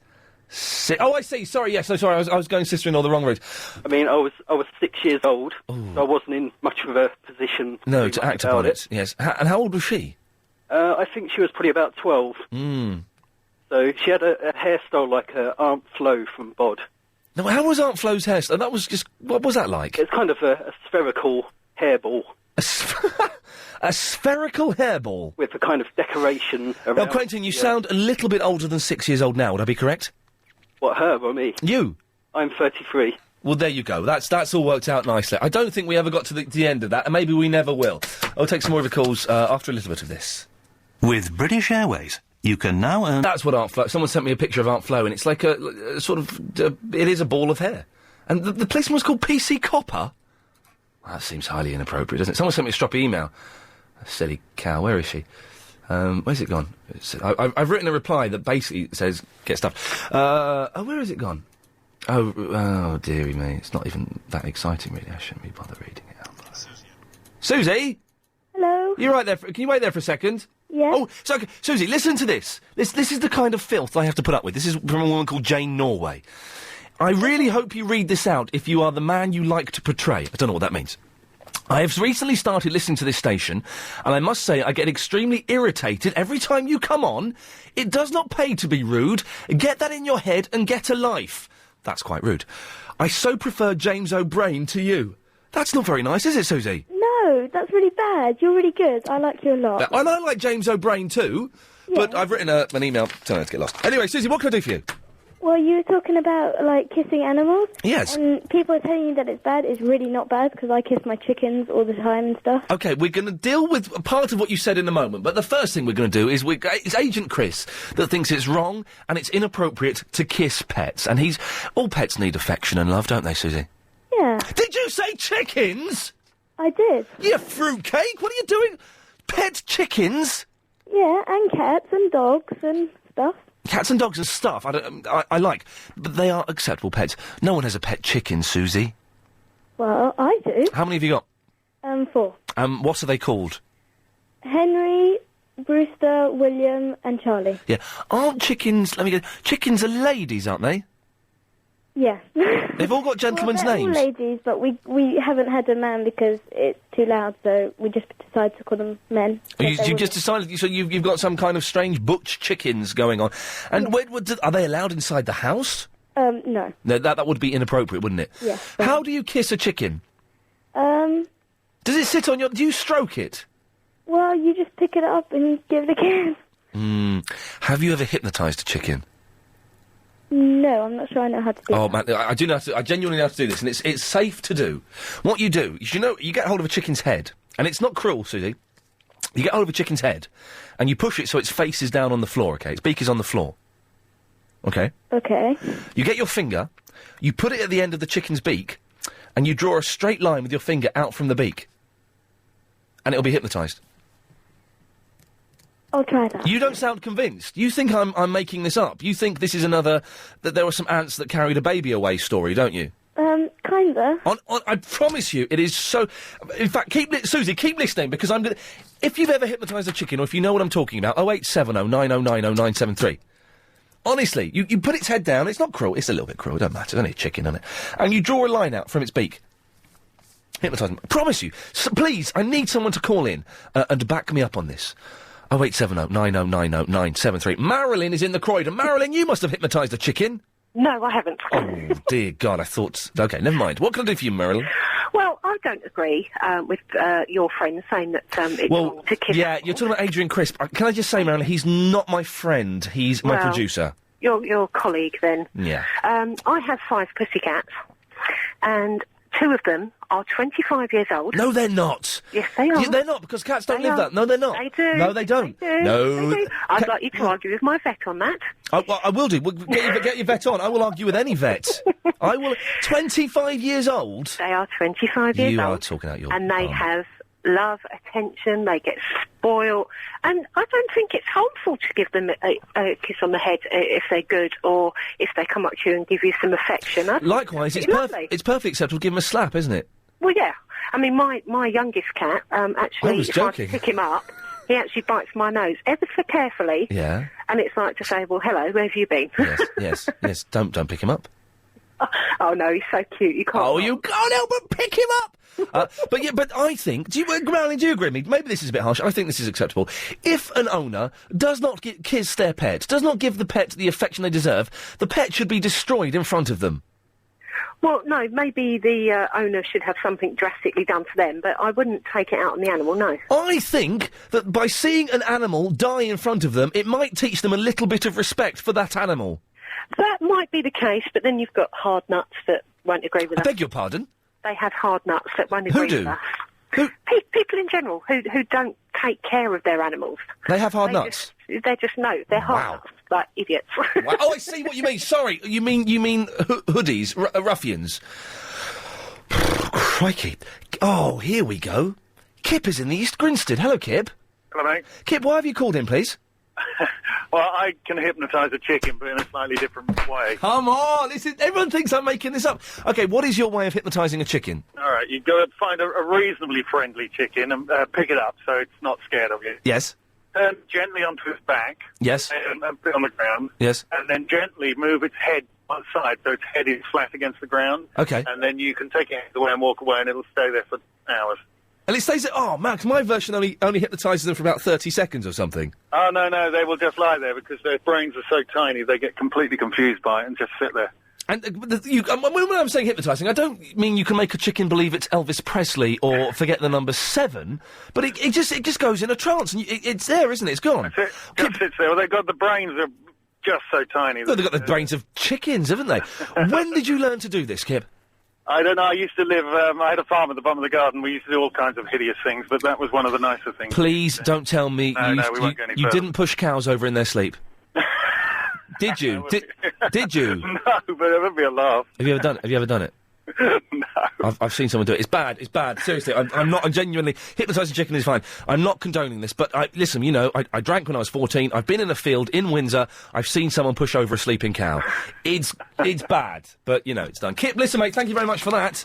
I'm genuinely not condoning that. It's a very bad thing to do. But if you've seen it, you know you've seen it. I'm sure you can find it on the internet if you want to have a good look round. 087. I just need to have a quick look, Agent Chris, at what's the old. These computers are being a little bit slow today, aren't they? Just need to jot that down. Thanks very much. OK, it's yours again now. You can have it. Do we need one more correspondent for 5:38? Man alive. Have I picked some dud correspondence? Because where the hell is the flood of phone calls that we need? We're doing the live correspondent update. It's daily now. We haven't got the clip, have we, either, Chris, from the voiceover gentleman? He's not done that yet, has he? Gonna slap him. We're doing a live daily correspondent update now. We need one more correspondent to take part, otherwise the whole thing is going to crash around our ears after just one day. The lines are very busy, but if you are one of my correspondents, could you please get on the phone now? For God's sakes! And give us a call and be prepared to do a live update at 5:38. 0870 9090 973. Ian! That's from Simon, at work in the Southwark.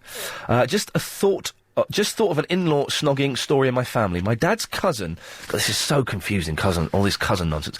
My dad's cousin started seeing a lady a few years ago. She then split up with my dad's cousin to start seeing my dad's cousin's son, my second cousin once removed.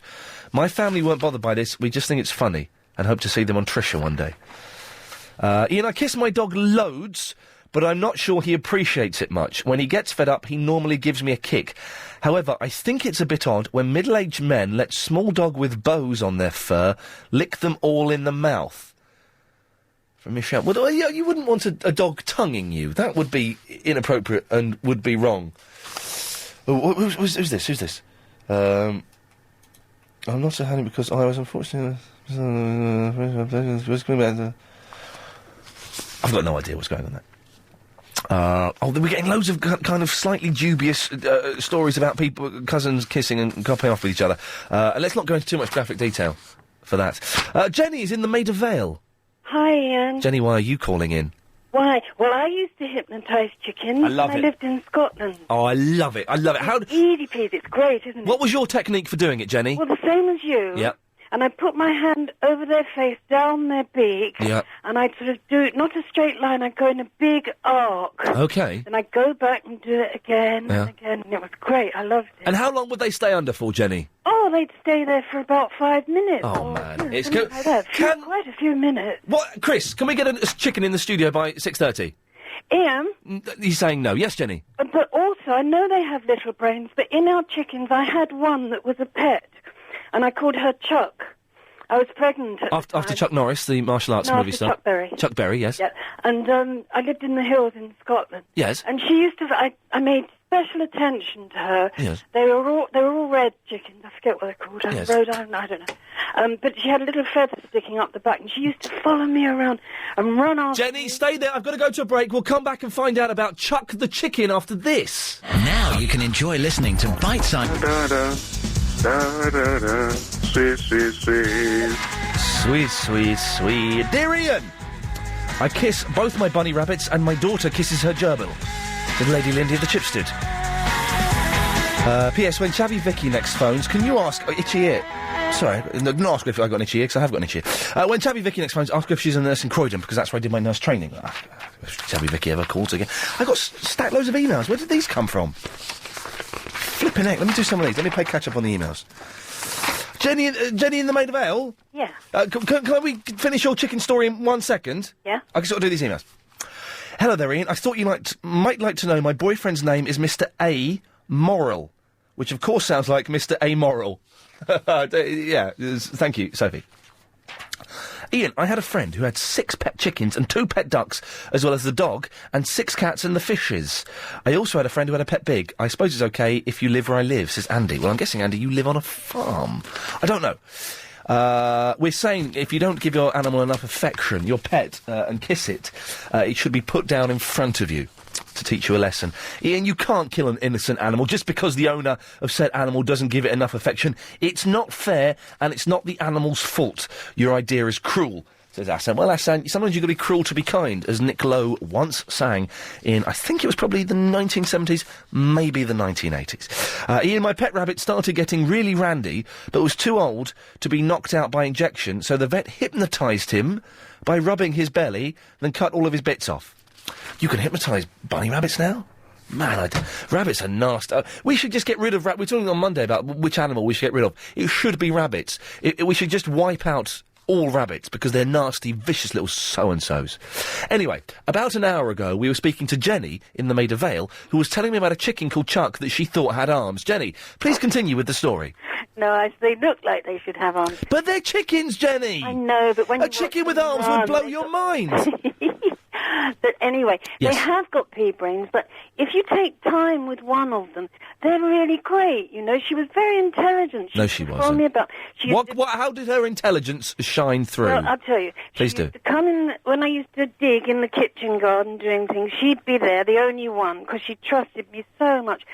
And she'd be there for her worms, so she got more worms when I dug them up. Okay, when I used to feed them all the others, I used to feed them all near the barn, and there was a post there. Yes. And I had a dish with all the corn in, and they'd all be scrabbling on the floor. But Chuck would jump up next to me, and she'd just peck at the bowl with all the Do you corn suspect that maybe Chuck... Do you believe in reincarnation, Jenny? Possibly. I think she's a dog in this life. That wasn't where I was going, but that's freaked me out. So yes, I do believe Do you think that maybe she was a relative of yours before she became Chuck the chicken? Very likely. Could be. Yeah. Could be. And she's a dog now, you say? Probably. Yeah. I don't know. You don't know? Don't know, really. You're just guessing? No. So it's not a dog you've got that's like Chuck? No. No, that'd be crazy. She was great. She used to... Because I was pregnant at the time, and she used to... I used to lie in the you've sun got a and child. she'd sit on my tummy, you know? Yes, and try and hatch it. Oh, I don't know about that. No, nor do I. Jenny, thanks very much. It was almost worth the wait. Steve is in the Deptford. Hi there. Hello, mate. What can I do for you? You're talking about the joys of kissing animals. Yes, in a non-sexual way. Well, I hope not to. I hope not to. Well, I was in India this time last year in Goa. Yes. And I went along with a female mate of mine. Yes. And she couldn't resist picking up every lovely, cuddly little stray dog, and there were plenty of them on the beach. Hang on a minute. She picked up cuddly stray dogs in India? Yes. OK, she's an idiot, but carry on. On beautiful Palalim Beach. Yes. But don't all go there. Yes. And everyone was saying, don't touch them, they're covered in fleas. Of course which you wouldn't have rabies. Rabies. Maybe. And, no, rabies. Yeah, maybe rabies too. Oh, I've got their second album. Go on. Anyway, so we came back, and I didn't hear from her for a few weeks. She died. And I couldn't contact her, and eventually she phoned me. She said, you wouldn't believe it. She said, I've been in hospital, got this terrible disease called Giardia, I think it's called. That's French for police, isn't it? Yeah, it is, Or yeah. Italian or something, yes? I've probably got the pronunciation slightly wrong. Probably. But she had to take the strongest antibiotics you can get. What, known to man? For available at the doctor's Available at the doctor's, hospital, yeah. Pharmacy. And she told me I should take them as well, but she said they'll make you really ill and you can't... Why? Were they good? drive, and Yes. you can't do things... And So what were the symptoms of this disease? Gardia. Well, I don't know, people might be eating at this time, you know. Okay, You know, nasty rear-end problems. rear end problems? Yeah, Oh, it's a worm. Oh, Steve, I'm going to ask you a question. I'm going to ask you... Dogs were licking her face, you know. Steve, I'm going to ask you a question. Go on. Are you making this up? No, I'm not making... She had worms coming out of her bum because a dog licked her face? No, the worms are in your intestines. How did they get in there from a dog lick? Because tiny worms in your saliva, they get in your face. They get in your face? Dogs lick your face. Yeah. Dogs have got these tongues bacteria in their bodies. Yes. Licking It's their a bit stupid. I wouldn't even let... Do you remember in the 70s? I remember going like to France and Spain in like the 70s and early 80s. And in France and Spain, there was all this... Oh, rabies. Oh, they've all got rabies. Oh, don't touch it. Don't touch it. It's got rabies. Every animal in France had rabies. So a dog in India must be just really rank. They do have rabies in some parts of India, I believe. Yes, I bet they do. But not in Goa, I hope.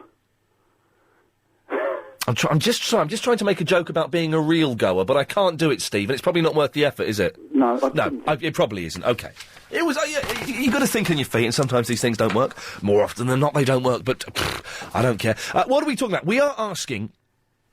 We're still doing this relative thing, and that's kind of a little bit upsetting. We'll do that a little bit later on. Sorry, I'm all this isn't the studio that we've been using for the past 3 months, because apparently Anna Rayburn gets our studio. I don't know why. I'm not going to argue, but let's just say Agent Chris isn't happy, and I've tried to calm him down, but boy, oh boy. So things have gone a little bit cock-a-hoop. I've lost a bit of paper that I was using. Hang on a second. I'm just going to play a little bit of music while I look for my paper. Please bear with me. Found it already, sorry. Fans of Wood Eye, sorry, I found it straight away. I thought that was going to take a lot longer than it did. Yes, we're asking, have you ever fancied a relative? I do genuinely want... we don't ask for specific stories, but I do want someone to phone in and say, I've got an amusing story about me copping off with my mother-in-law. I just think it would kind of drive the show along a little bit, to have a slightly quirky fella saying about how he cheated on his wife with her mother. I think that would be a lot of fun. I just think that kind of, would be a lot of fun. If that is you, then 0870 9090 973. And have you ever fancied a relative? We've discovered, much to my disgust, that it's legal for cousins to get married.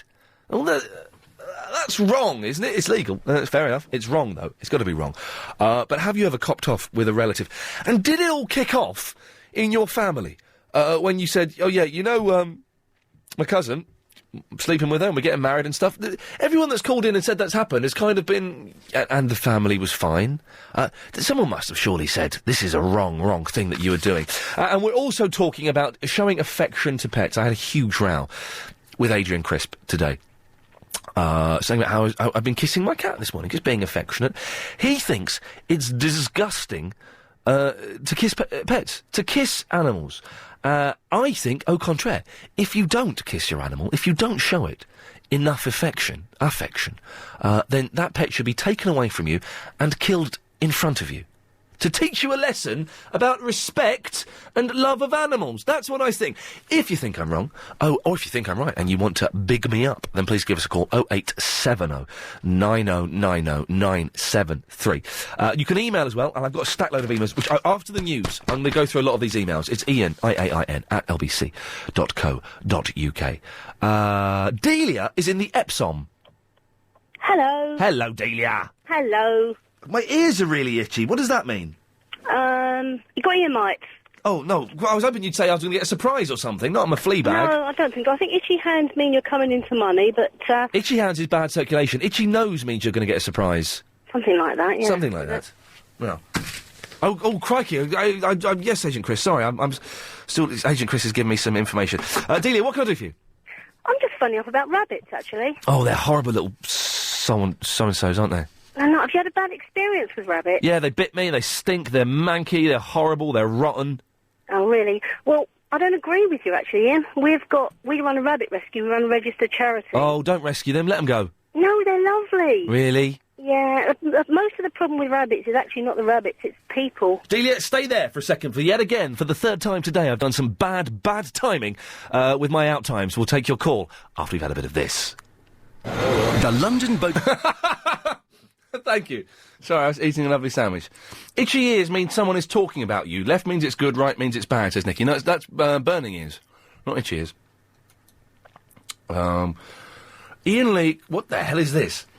Iain Lee Correspondent League is out of control. Iain Lee, he is out of control. He must be stopped. He is firing way too many people. So can someone who has a website set up, an Iain Lee Correspondent Trade Union, this is the third time I've emailed about this. So can someone set up a correspondent trade union? I will be the head of the organisation. And the website owner will be the Iain Lee Trade Union correspondent. I understand that Vicky got fired for no reason. Maybe Chavy Vicky could be the trade union correspondent. Vicky, if you're listening, call up Iain to say if you're going to set up a trade union. P.S. Remember, I will be head of the organisation. The owner of the website will be the Iain Lee Trade Union correspondent. What a bizarre email. But no, my friend, there is no trade union. I am in charge of the correspondence. They do my bidding. We're still looking for one more correspondent for 5:38. If you want that to be you, then give us a call. Anyway, I've really muffed up the timings today. It's just because they're all over the shop. Delia in the Epsom, you were talking about how much you hate rabbits. No, I'm talking about how much I love rabbits. Oh, sorry, I hate rabbits. You like them, yes. You hate them, I love them. Yeah. Yeah, we run a rescue centre, a registered charity. Yeah. And we have well over 100 rabbits at the moment. Oh, God, are they at it like rabbits? No, because we neuter and spay them all, You so cut can't them, we? cut them off. Good.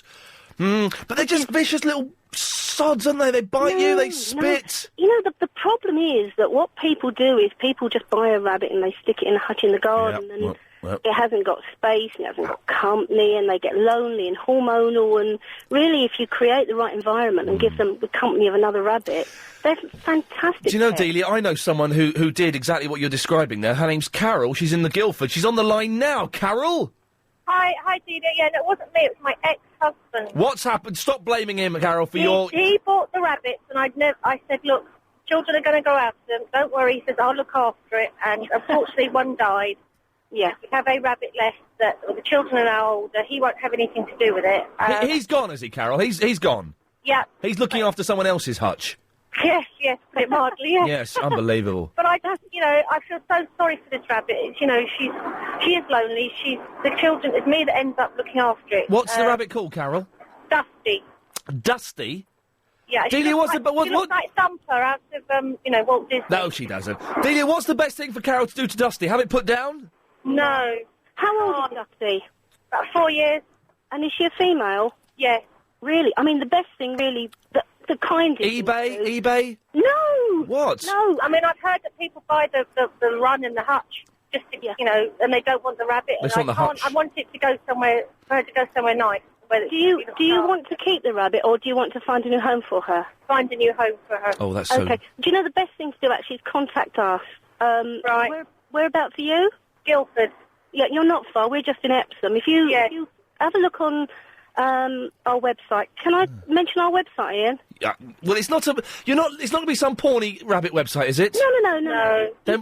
You've been on it before, actually. It's a proper website. We're a registered charity. Okay, go on then. Okay, it's www. Right. Yeah. Bobtails Rescue. That's all one word. Bobtails Rescue. I feel a little bit... How do you spell that? B-O-B... How do you spell bobtails?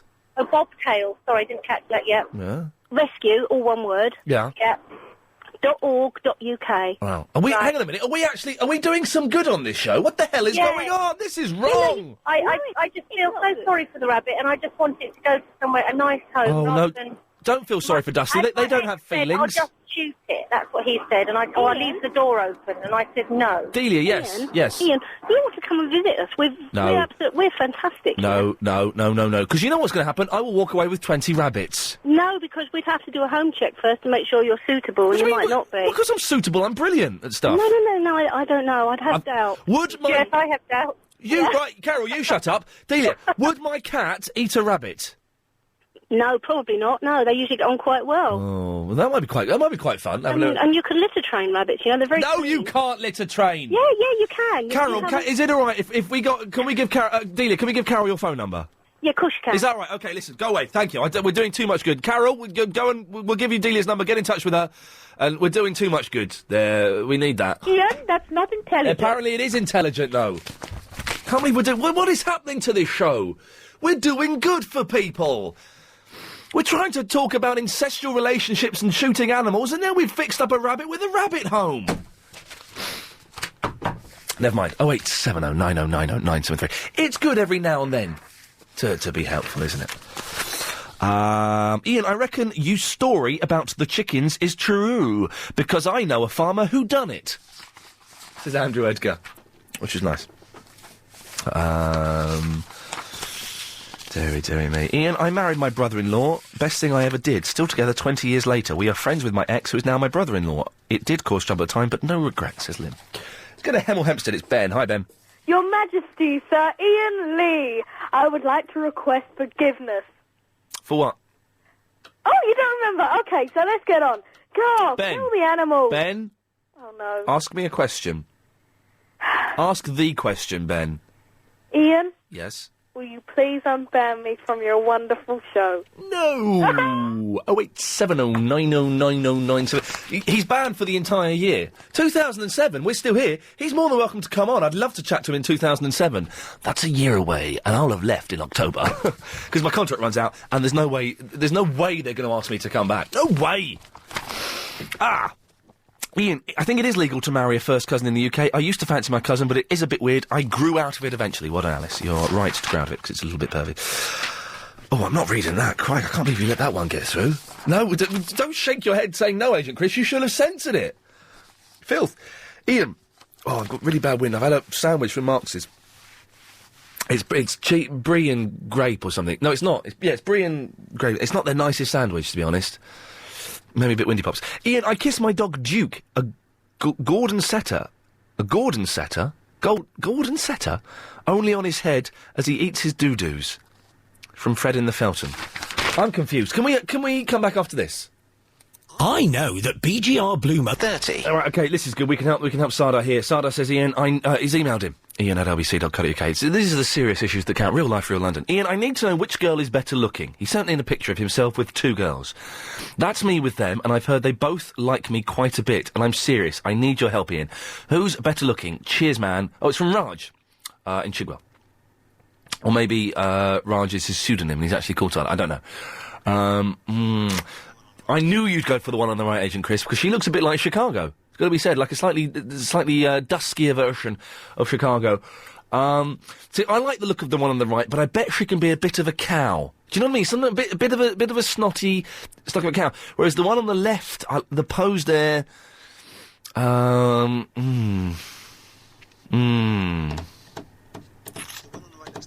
Yeah, the one on the right... No, the one on the right looks like she could be a bit of a pain, I think. The one on the left looks like more fun. I'll go for the one on the left, Raj. Just call, let us know how you get on. Abby's in the South Kensington. Hello. Hello, Abby, you're right. That was a bit cruel of you to cut Ben off. He's banned. He was rude. He was rude about some of our callers. Huh. So he's I banned. haven't been rude about Vicky, actually.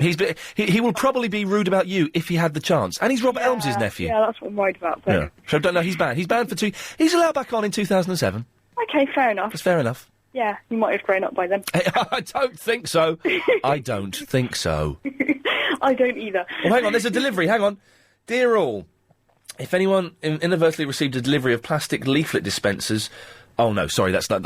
we quite often get emails saying there's a parcel for you downstairs, but no, they're actually What the LBC was that all about? Well, I don't know. It's irrelevant. You shouldn't have heard it. Behind the scenes, you don't need to know. No.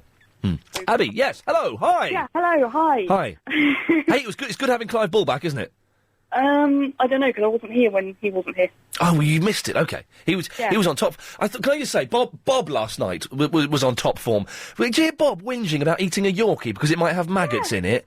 What? Yeah. And when Clive opened, sorry, I'll go off on a tangent, and means we'll run out of time, and we'll have to come back after the news. But Clive had this old Yorkie, and when he opened it, Bob moved to the back of the studio in case maggots came out of it. What? What planet is he from? It was brilliant to listen to, but yeah, I know what you mean. He's like that though, isn't he? He's a lovely gentleman. Yeah. He's a little bit odd though at times. What? You don't just get maggots in Yorkie. Well, obviously you don't generally, but because it was a year out of date. He won't eat curry because his girlfriend won't eat it. He's never had a milkshake.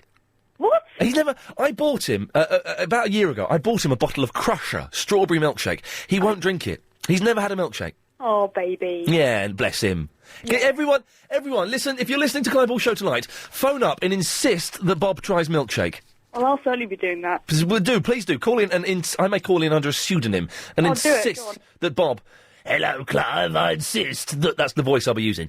I insist that Bob has a milkshake. Give it away now. Give me a different voice now. Oh, yeah. That's the thing is, that's the only voice I've got, Abby. No, you haven't. I heard you doing a good Bristolian one earlier on. A Bristolian? Or Somerset or something. It was a bit Somerset. That's right, you've been doing it a little bit like that. Yeah, that one. That's the other voice I got there. I could do that one there. I insist that Bob drinks a milkshake this evening, Clive, otherwise I won't be listening to you no more. Abby, for the third time today, I have completely muffed up the timings, the news, and all of that shenanigan. Oh, well done. So we haven't got time to talk to you.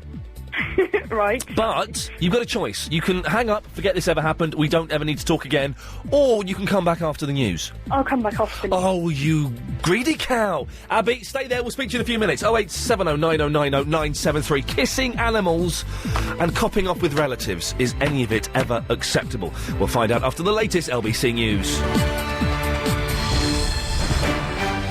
Sorry, I was thrown before the break. A young gentleman asked for our opinion on two ladies. It's like a cattle market here, I make no bones about it. Which we thought was the hottest. Well, the pictures he sent in weren't quite clear enough. He sent in 3 excellent pictures, which I shall be studying in great depth. I'm friends with the ninjas now. Thank you. We'll be studying in great depth after the show finishes, but may I say... Thank you. He's going to give us a call tomorrow and let us know how he gets on. Anyway, the timing is all over the place, because when we did the show last week, you won't know this, but we didn't have as much news, there weren't as many travel things, and so I'm kind of in some crazy time that doesn't make sense. Anyway. It will come back to you. No, it won't, though. I've lost it. Yes, it will. Lost it. I've got confidence that it will. Did you hear the first hour today? Yeah. Better than the first hour yesterday, wasn't it? It was good, because Terry in the City called him. Oh, you're limp, you are. Yeah, is Anna Rayburn horny? Is she horny? I couldn't believe that. Yeah, that's what the first hour should be like. You're scared of her, aren't you? Sorry? You're really scared I'm of her. I'm genuinely scared of her, yes. Yeah. I don't quite know... Imagine she's your best friend or something and forget it's her. Well, my best friends, strangely, are not 61-year-old women.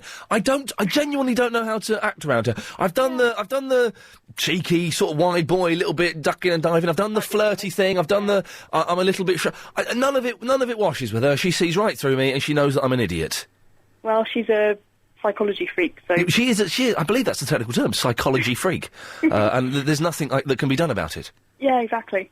Anyway, I was ringing to talk about pets. Desperado! What? I mean, I might be going to see the Eagles with Maxie Allen. Well, hey! Making friends with the enemy's producer. Well, exactly. What I'm going to do is I'm going to drug Maxie Allen, and I'm going to put him in the boot of a car. Oh, and go for it. I'm going to lock him up for 3... No, not at all. But yeah, we might go and see the Eagles. That'd be good, wouldn't it? Yeah, come on now. I like the Eagles. Yeah. I'm running down the road trying to loosen my load. I've got 7 women. 7 women on my mind. Sweet. Very greedy indeed. But they're the Eagles. They're big rock stars in the 70s. Yeah. They can get away with having 7 women. I was only just here, so I don't really know. No, I wasn't really here. And Abby, sorry, you've called in for a reason. It's not for me to sing 2 Eagles songs to you, is it? or is it? Well, no. Okay, that's disappointing. Really. It's disappointing because I was enjoying singing those songs. Never mind. Well, all good things have to come to All good things must pass. George Harrison. Yes, quite. What? God, it's got a bit weird, isn't it? What? Nothing. Anyway, Abby, yes, please, for God's sake, stop stalling, woman. Get to the point. What is the point? Stalling? What are you on about? No, I kissed my cat. We got there in the end. Abby, we got there in the end. Thanks for that. 08709090973. That was the point that was being made. It was made done excellently. We are saying, if you don't kiss your pet... It should be taken from you, it should be put down in front of you. Then you'd learn a bit of respect for animal life, you sicko. Of course you should be cuddling your pet and kissing it and letting We've very little wallpaper in our flat because the cat rips it all down. She rips it down every now and then. I won't let her into the living room. There's new wallpaper in there and I refuse to let that be destroyed. But when you get these pets, you kind of think, do you know what? A lot of my property is going to be destroyed. That's what it's all about. I still don't think there's any call for rabbits. I still think rabbits are a load of old rubbish. So we're talking about kissing pets, and also, have you ever fancied a relative? 0870 90 90 973 is the phone number. Don't forget, at 5:38, we're having the second of our live daily correspondent updates. Should be a lot of fun. And after 6, because the new show is... Vicky, what time does the show start, please? 3 to 6:30. Thank you. From 6... OK, you can go away now. Go away. So, from 6 till 6:30, we will be taking your calls straight to air. And also, we've got 2 MP3s to play in that people have sent in. One from Sten and one from Igor. Vicky, you can come back now. Oh, can I? Yeah, nice one. Cheers. I'm right outside my house, and now I've got to rummage through my bag to get my keys whilst talking on the radio. Right, not interested. And my cat's right by me. Is she outside? Yeah. Can I hear what? My cat's meowing. She's No. like, Mummy's home. Can you not hear that? I can't hear her saying "Mummy's home." No, can't hear that. I can hear you saying that in a sad voice, but I can't hear her. Oh, don't say I've got no, my cat. We've done this before. My cat talks. My cat talks like that. Hello, Ian. No, she doesn't. She does. Oh my God, it's him. No, hello, Ian. Oh, and that's not how she talks. How does Velvet talk? She's talking. Ian. I was wondering if I could maybe have my breakfast a little bit earlier, please. That's how she talks. Is she an intellectual cat then? No, she's just a bit clumsy and a bit. Ian. I was wondering if I know you've got some ham in the fridge. If I could have some of that, please. Oh, sorry. Are you in now? No, I'm trying to find my keys. Oh, shall we wait? Shall we wait for you to get in? I've got my keys now. Hang on a second. Okay. Oh, this is not to do with cold hands. Let me. I tell you what we can do. I'm in. We can play some. We can play some music while you get in. Here we go. Hang on. Okay, all right. Are you in yet? I'm in the house. Nice one. Well, that covered it. That was just. Hang on. Sorry, I'm in the house. Wow, we're getting I'm turning the light on. a real insight into a chav's life. I'm walking. Guess what, gang? It's quite dull. Oh, shut up. Hang on a second, and I'm going in. It's like a Radio 4 play, isn't it? You're not moving anywhere. You've just got a man who's got some boots on on a bit of wood. No. And there's some gravel. Right, no, listen. This is my front door shutting, okay? There you go. Oh, now I can't find the light. Oh, no. Would you stop doing that? What, Vicky? Vicky, what? You've been on the radio now for 3 minutes. You've given less than you normally do. What the hell do you want? Right, yeah, sorry. I'm just... Really, it's a complaint, actually. Oh, crikey, yeah. Here we go. Well, there's too much of that chavvy Vicky on the show. No. Get rid of her. No, what it is, right, is... What it is. Yeah. Yes. Is that I've, what's that noise? Sorry, I was listening to Shush! I was listening to a podcast earlier on with Barry on it. Yes. And I was on the bus, and I actually laughed out loud 3 times, and there was this, I think he must have been about 11-year-old kid, like, looking at me like I was a lunatic, and I had to take my iPod off and say, sorry, I'm listening to a podcast, and he didn't believe me, I don't think. Yeah, what you do, Vicky, is when an 11-year-old child on a bus is looking at you weird, you don't talk to them, because that makes things worse. You ignore them. No, but I was really laughing loud. I think other people could hear me as well, because I wasn't just going... I was like... So it was pretty bad. Okay. So it's your fault. It was not my fault. It's Barry's fault. Well, no, it's both your fault, because you egg him on. Listen, I don't egg anybody on, Vicky. Yeah, you egg Barry on. I don't even know what the word egg means in that context, to be honest. It sounds a little bit of an innuendo, and we shall not have that. Vicky, we're going to go. 0870 9090 973. Do you know what? I'm going to change one of these correspondent updates, because an excellent one has just come in from the Penelope Keith correspondent. More after this. With British Airways, you can now... Oh, I've just caught me... things in my jeans. That happens sometimes. Seriously, you know when you cross your legs? Oh! Todd has emailed it. Ian, that Warren guy who calls you, I think he was on earlier today. Yes, he was, Todd. He is funny. He is madness. Is he really a gay, or is it a joke? If he is, I think I would like him, as he sounds fun. He's quite buff as well, Todd. I've seen pictures of him. I would be interested to know what you think. Have you met him? Well, no, but as I say, I've seen pictures. He's quite buff. There are lots of people in my office, and you and him make us laugh. I would like to take him out to dinner. It's a bit creepy. Why, you know, what am I going to do? I'm not going to forward that email.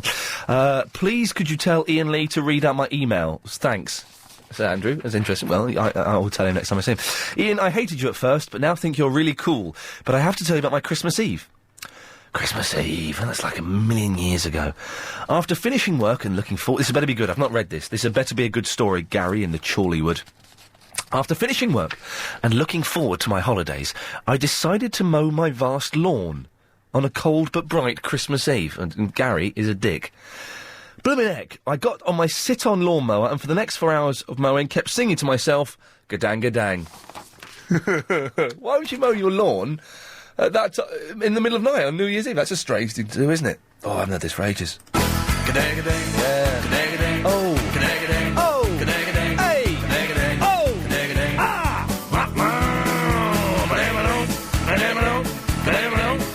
Gadang, gadang. Gadang, gadang. Gadang, gadang. Gary's in the Gravesend. Hello, Gary. Gadang, gadang. Gadang, gadang to you, my friend. I've not heard that for a long time. That's good, isn't it? No, it's a good song! I'm in a weird mood today, Gary. Had noticed. Yeah, it's slightly obnoxious, but do you know, I think what it is, I slept so bad. I had such a busy day yesterday. I had loads of stuff to do before and after work. I slept terribly, and I had a load of stuff to do today, and I've got a load of stuff to do tonight. I think I'm overtired. To the point, it's not good. It's not good. I'm a little bit hyper global colour, and it's I don't know what's going on. Anyway, Gary, you don't want to hear about my stresses and my strains in my life. What is happening in your life, my friend? Lots and lots. But what I was ringing about, yes, sir, is the chickens. Oh, we go on. And I don't know much about hypnotising chickens, but I do know how to hypnotise my wife. Wow, that sounds like a whole heap of fun. How come you know how to hypnotise your wife? Well, I got really interested when Paul McKenna used to be on the TV, so yes. I grabbed a load of books from the library. Do you know who one of Paul McKenna's writers was for his TV show? Go on. It was me. Cool. I was 21. I used to be a hypnotist, but I'll tell you about that more. Go on. So you got into it? Yeah. Yes. I went to a couple of Paul McKenna shows and started reading up on it, and my then girlfriend said to me, well, you can have a go, try on me if you like, and on about the third attempt, I cracked it. I wish a girl would say to me, you can have a go, and then give me 3 attempts at cracking it. So, so she was under, let's be honest, I did used to be a hypnotist. I used to do it when I was at college and used to, do a few illegal hypnotist shows in pubs and clubs. Seriously, you're supposed to have a licence, I didn't. It's very, very easy to do, isn't it? It is. It's just sort of saying kind of the right words at the right time, in the right tone of voice, and you're asleep.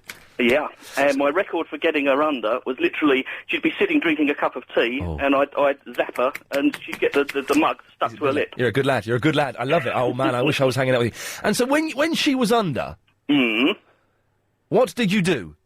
Bearing in mind we have children listening. Well, if she was really tired out, I'd make her remember a whole fortnight's holiday. So when she woke up a few minutes later, she'd remember a whole fortnight's holiday in absolute detail. Wow, that's which good. was really nice. Yeah. Or I'd put her on the Starship Enterprise and she could beam up and down and all that and experience that. So she felt what it was like, which was quite fun. Beam up and down. Did you ever do the thing where she would think you were Brad Pitt? No, but I did have her so she could see me as Homer Simpson one time. Why did you do that, you fool? That's not sexy. No, it's fun, though. It's fun. So, are you still with this woman? I married her. Oh, was she hypnotised when you married her? She's now expecting our first kiddie, so... Oh, man alive. Well, that's all worked out nicely. It's such good fun to do, isn't it? Oh, it is. I used to do it at college, and it turns out, I didn't know this until, years after I stopped doing it, that some girls find it quite sexy that you can do it, because it's a bit of a power trip. And I didn't know that, so there's me bumbling along, doing, making people think they're Elvis, forget the number 7. And about 2 or 3 years later, some really fit girls go, oh yeah, we used to fancy you when you were hypnotising people. Well, why didn't you say something, you silly moo? Yeah, well, my missus told me once we got married, it's no more. Now everything's legal, I'm not allowed to do anything, because all the barriers are down, and I was a gentleman when I first met her. But now you're legal, the barriers, everything, what does that mean? Gary, you're a gentleman. Habiba. Hello, Ian. I won't keep you... Oh, Gadanga. Sorry. Gadanga, my friend. Gadanga, that's Lenny Henry. Oh, it's similar to Gadanga. Gadanga, my friend. Yeah. I was going to say to you, very quickly, you mentioned the Eagles. Are they in concert in this country? They might be. Oh, please tell me. Why should I tell you that? Oh, it's not because I want to stalk you, it's because I like the Eagles. Do you? And I have a couple of friends that like the Eagles, and it'd be really nice if me and my friends, not to stalk you, went to the Eagles concert as well. Is this you? Ian No. Lee, the 3 hours. No. Listen to Ian Lee, the 3 hours. Ian Lee, Ian Lee, 3 to 6:30. Who's that? Ian Lee. Oh, I can't stop it now. 427 more. Sorry, there's so many voices. So you want to go see the Eagles in concert? Yes, they are playing. When? I don't know. I think it's in the summer. I don't know. But and it's in this country? Yes. Oh, you are a diamond. Thank you so much. You are the best. Thank you. Bye. Bye. I hadn't finished talking about it, though. She's gone. Had not finished talking about it. Well, you don't know where, Habiba. You don't know where. I'm not going to tell you. No, she does, if she wants to phone back, she's more than welcome to. I'm not going to force the issue, but we were having a conversation there, weren't we? I think we were. So that's a little bit rude. Yeah, now we're stuffed. Next call that comes on, we'll take it straight to air. Whatever it is. Next call. 0870 9090 973. Next call. Next one that lights up. Yeah, let's play some music while we're waiting for a call. Next call that comes up, I want you to put it straight through. Oh, there's a call there. Hello, yes, you're live on the air. Oh, hello, Ian. Look, it wasn't that. You know what it was? Oh, it's you again. What are you? Yeah, because you are such a busy person. Whenever I try and ring, I always have to sit and listen to the Engaged Toast for about 15 minutes. Yeah. So I thought, not to be selfish to other people out there, let them on. But now you've come on twice, you greedy woman. Well, now, because you know what? I didn't want to come across rude. I didn't want to cut you off short. There's more to tell me. I'm going to sit down, shut my mouth, and listen to you. We'll do it then. OK, they are playing at the Twickenham Stadium. Right. And they're also playing, I think, at the Birmingham NEC, but it's not called the NEC anymore. I don't know what... Are you there? Yeah. OK. It's not called the NEC anymore. I don't know what it's called. But tickets have been on sale for about a month. Oh, no. So that means there's going to be none left. There will be, but they'll be rubbish. If anyone out there... Look, I'm going to do a blag. Habiba, I'm going to do a blag. Listen, this is me blagging, OK? It got me 2 Xbox 360s. Maybe it'll get me some good tickets. If there's anybody out there who can get me 3 excellent seats for the Eagles live on tour, I'll be more than happy to play some of their songs on a talk-based radio station and talk it up really, really good. I can do that, can't I, Chris? I can play an Eagles song. I will play an Eagles song and interview one of them on the phone and really talk it up. If you can get me 3 tickets... Have you got tickets then, Ian? I'm doing my piece of it, but no, I'm not. That's why I'm trying to blag tickets. What? You should have been given them by now, I would have thought. No, this is the thing, I know, I've obviously been blagging. I need one for myself, for Maxie Allen, and for Adrian Crisp. If you can sort that out, please. 0870 9090 999. There we go. We are finished now, Habiba. Thanks very much, sweetie. Bye-bye. Bye. Bye. Let's have line 10 very quickly. I'm put whack line 10 on. For goodness sake, we've got a minute before we go to things. Hello, line 10, you're on the air. Hi there, Ian. Hello, mate. It's Danny from Basildon. Hello, Danny from the Basildon. What can I do for you, Gov? Yeah, you know the Gadanga Dang song? Yes. There is it's Dutch. The Dutch lyrics in it, isn't it? Yes. There's actually a version with English lyrics in it. We have heard the English version. I've got to admit, I wasn't as keen on it. I wasn't as keen on that. Do you know, I did a bet, didn't I, a couple of weeks ago, with a guy for a tenner that I could sing a verse of Gadang Gadang in the Christmas holidays. He has forgotten about it. I believe he snoozed, he loosed, my friend. It doesn't quite work. He lost. He's snozzed, he lost. Sorry, but no more calls straight to it. We'll do that at 6 o'clock. That's our lazy way of dealing with the extra half an hour what we don't have in the show. Because the show now is 3 till 6:30. I don't know how long I have to keep mentioning the new hours, because people will not know. I mean, Clive now has been doing 8 till midnight for about a year, but he still says, doesn't he? Still says, by the way, do you know that we start at 8 o'clock? Have I got to do it for a year? Flippin' heck, man. Unbelievable. Anyway, from 6 till 6:30, we'll be taking your calls straight to air. We've got 2 excellent clips to play you that people have sent in. And also at 5:38, we'll be having a live correspondent update. 0870 9090 973 is the telephone number. I'll do some of your emails after this. When you call Clive Bull... After 6 o'clock, we've got 2 clips to play that people have sent in, 2 MP3s. One is from Sten. I can't remember where Sten's from, but we shall play it. And one is from Eagle, which is done. We're looking for you to send in, excuse me, little bits of things you've produced. They don't necessarily need to be songs. So far, we had a song yesterday. It was a reworking of Barry. And the 2 we're playing today are songs that people have done. If you do send in songs that you've done.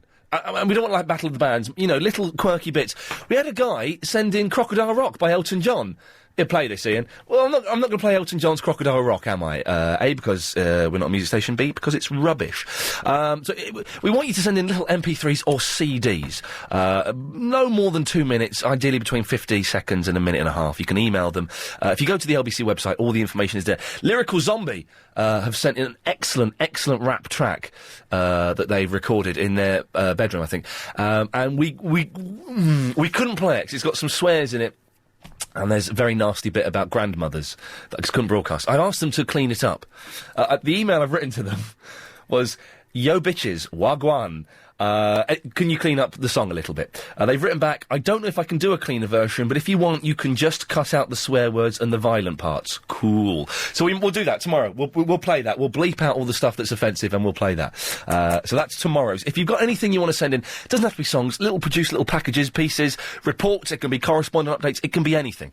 Then email them, ian@lbc.co.uk. The 5:38 Daily Correspondent Update is just minutes away. Very exciting. Before that, though, Scott's on the motorway 25. Hello, Ian, you all right? I'm fine, mate. What can I do for you? Well, I was the one that called just before Christmas about that verse for Gadang Gadang. You mentioned it just at the right time, because I'd only just got in the car. Oh, I see. You're the fella... If you yourself 10 English pounds, then, No. my guess. No. You're the fella that bet me that I couldn't sing a verse of Gadang Gadang, between Christmas and New Year. In Dutch. In Dutch, yeah. Yes. It's New Year now, Scott. You didn't call up in time, my friend. You, by the laws of bets, owe me £10. Ooh, I want to hear the words. No. The bet was that you would call in and I would sing it between Christmas and New Year. That has gone. You owe me £10. We're in the New Year, though, aren't we? Yeah, but it's not between Christmas or New Year. You owe me £10. Ooh, I think you could disappoint a lot of listeners if you don't. No, Scott, I think you'll disappoint gentlemen and gamblers and Omar Sharif if you do not give me £10. £10. You take sterling, or would you like it in a different currency? I like sterling. Why didn't you call in last week, Scott? I've been off this week, so... Well, you shouldn't have set the bet for then, you fool! Well, I didn't know. We hadn't set the Christmas rota at the time, so... I was very thankfully had a bit of time off over Christmas. Well, I'm glad you had some time over Christmas. Can I have my £10? No, you can't. Oh, man, cut him off, put a triangle by his name. But seriously, put a triangle by his name saying, he welches on bets. I want to see it. He welches on bets. It's there! Oh, good work, fella. And put he welches, it's WELCHES. I can't look at it on here. Hang on a minute. Can I look it on this one? Yeah, I want to see what you've written. He welches on bets. There we go. Brilliant. Good. That means if he phones any other show, they'll all go, oh, he's got to try. Oh, he welches on bets. No, let's not put him through. Hey, no, let's not do that. 0870 9090 973. It's the last 23 minutes of the proper, vaguely produced show. If you want to call in about kissing animals or fancying a relative, where was this? I had an email somewhere. Ian, is it okay to fancy your cousin if she's Kelly Brook? Well, that's kind of the weird thing, isn't it? I mean, if it's your cousin, do you notice that she's that fit? No, you wouldn't, would you? It's so wrong. Even saying it, I feel uncomfortable. And then from 6 o'clock, we're going to take your call straight to air. You can it's not necessarily a Triple M from 6. You can still call in and do pretty much what you want, or talk about the topics. 0870 9090 973. You can email as well. Ian, IAIN, @lbc.co.uk. Let me just check these emails. Maxie Allen says, he wants to go and see the Eagles in Twickenham. That's fair enough. Oh my God, it's 5:38. It's time for the daily 5:38 correspondent update. It's time for the daily 5:38 Daily Correspondent Update. Brought to you every day. Daily. I didn't know we had that. Brilliant. Suhaib, the Hong Kong movie correspondent, says Jackie Chan, Sammo Hung and Yun Bao are reuniting for their first film in 18 years. It's basically 3 men and a baby with martial arts. Hi, my name's Amit, and I'm from Gillingham, and I'm Ian Lee's geek correspondent. And what I have to tell you today is, if you're interested in hardware modifications or anything like that, go to a website, www.hackaday.com, and you can find things like how to make your own computer rack, how to modify a PDA so it accepts NES controllers, and geeky things like that. Anissa, the Darren Brown correspondent, says The Heist featuring Darren Brown is on tonight, 9 p.m, Channel 4.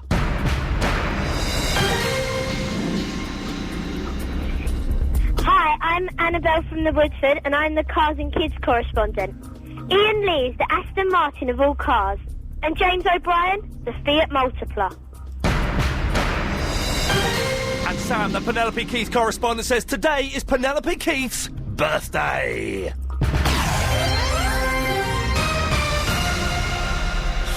What does Maxie say about the Eagles? Birmingham is not really viable as it's midweek, so we'd all have to take the day off. And also because I'll be in a wedding in Canada at the time. He's made that up.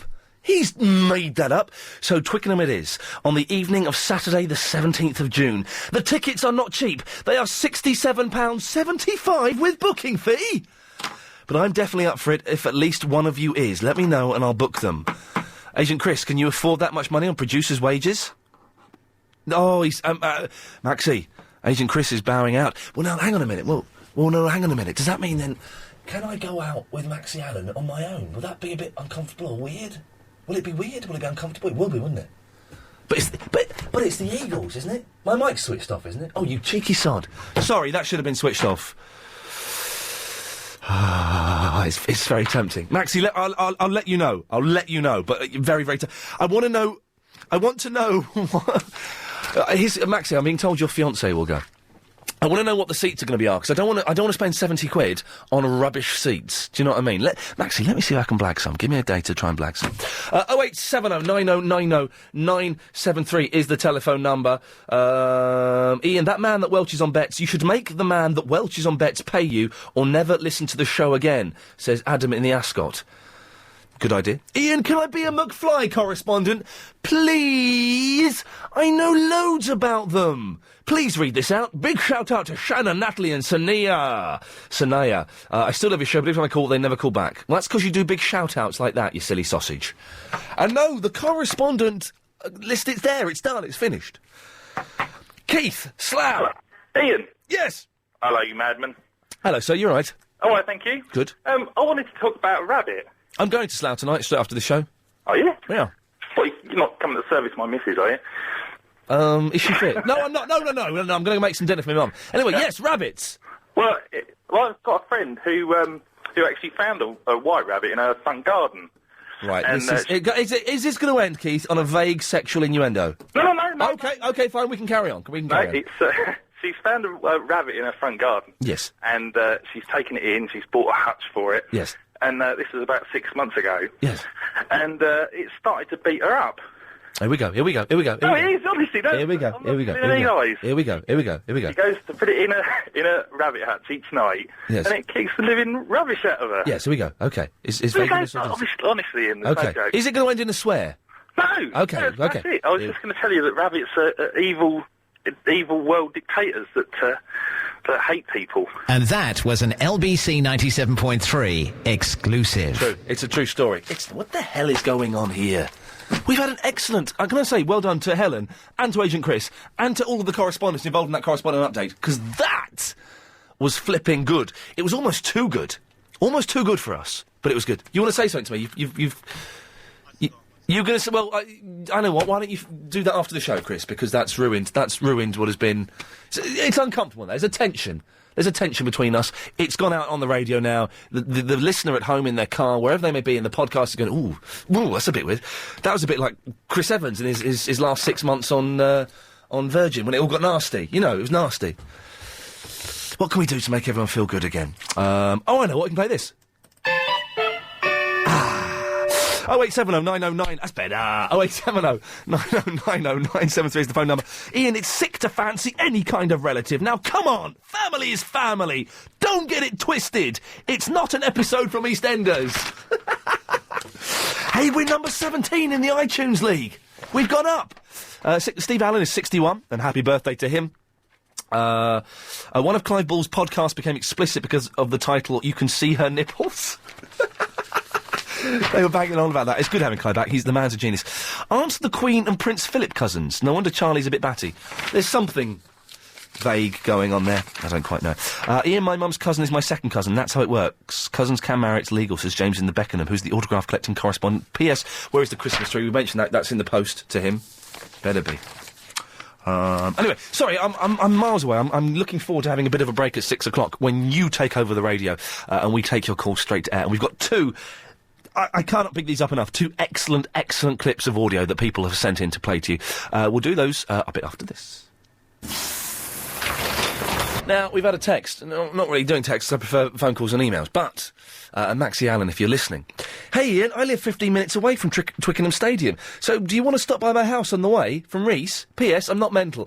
Reese, I'm going to kind of say no to that offer. It's very kind of you, but I find that people, when they say they're not mental, they generally are mental. So, probably not. After 6, we're going to take your call straight to air and play 2 more exclusive MP3 tracks that listeners have sent in, and they are groundbreaking. Tom is in the Lewisham. Hello, yeah, I was listening to your little radio. You don't know my name, do you? Hello? Hello, you don't know my name, do you? Ian. Okay, fine. I'm at Chim Bromley. But it says Lewisham on the screen. Could you pretend you're in Lewisham just to make things easier for me? Yeah, it's just my accent. I sounded a bit more Cockney maybe earlier when I phoned, I don't know. Maybe, I don't know, maybe. Anyway, Chris does go by accents. I was listening to the news, and the little wild boars, why do they want to catch them again? Why can't they let them roam free? Well, if they're wild boars, then they should remain free, but if they're just boar, then they should be captured and slaughtered for dinner. Why? For dinner. But surely we should all be free to go out and capture them and kill them ourselves. In the old-fashioned way with Can I be Sandy Wall for a second? Because I've got her script here. Only one boar has been captured as farmers and members of a Devon Hunt try to round up 60 animals. They escaped from a farm last month after activists cut a hole in a fence. There have been sightings as far... Let me finish. There have been... thank you. There have been... I'm going to start again now. You can't heckle Sandy Wall when she's doing the news. I'll do it more like her. Hang on, she's really breathless.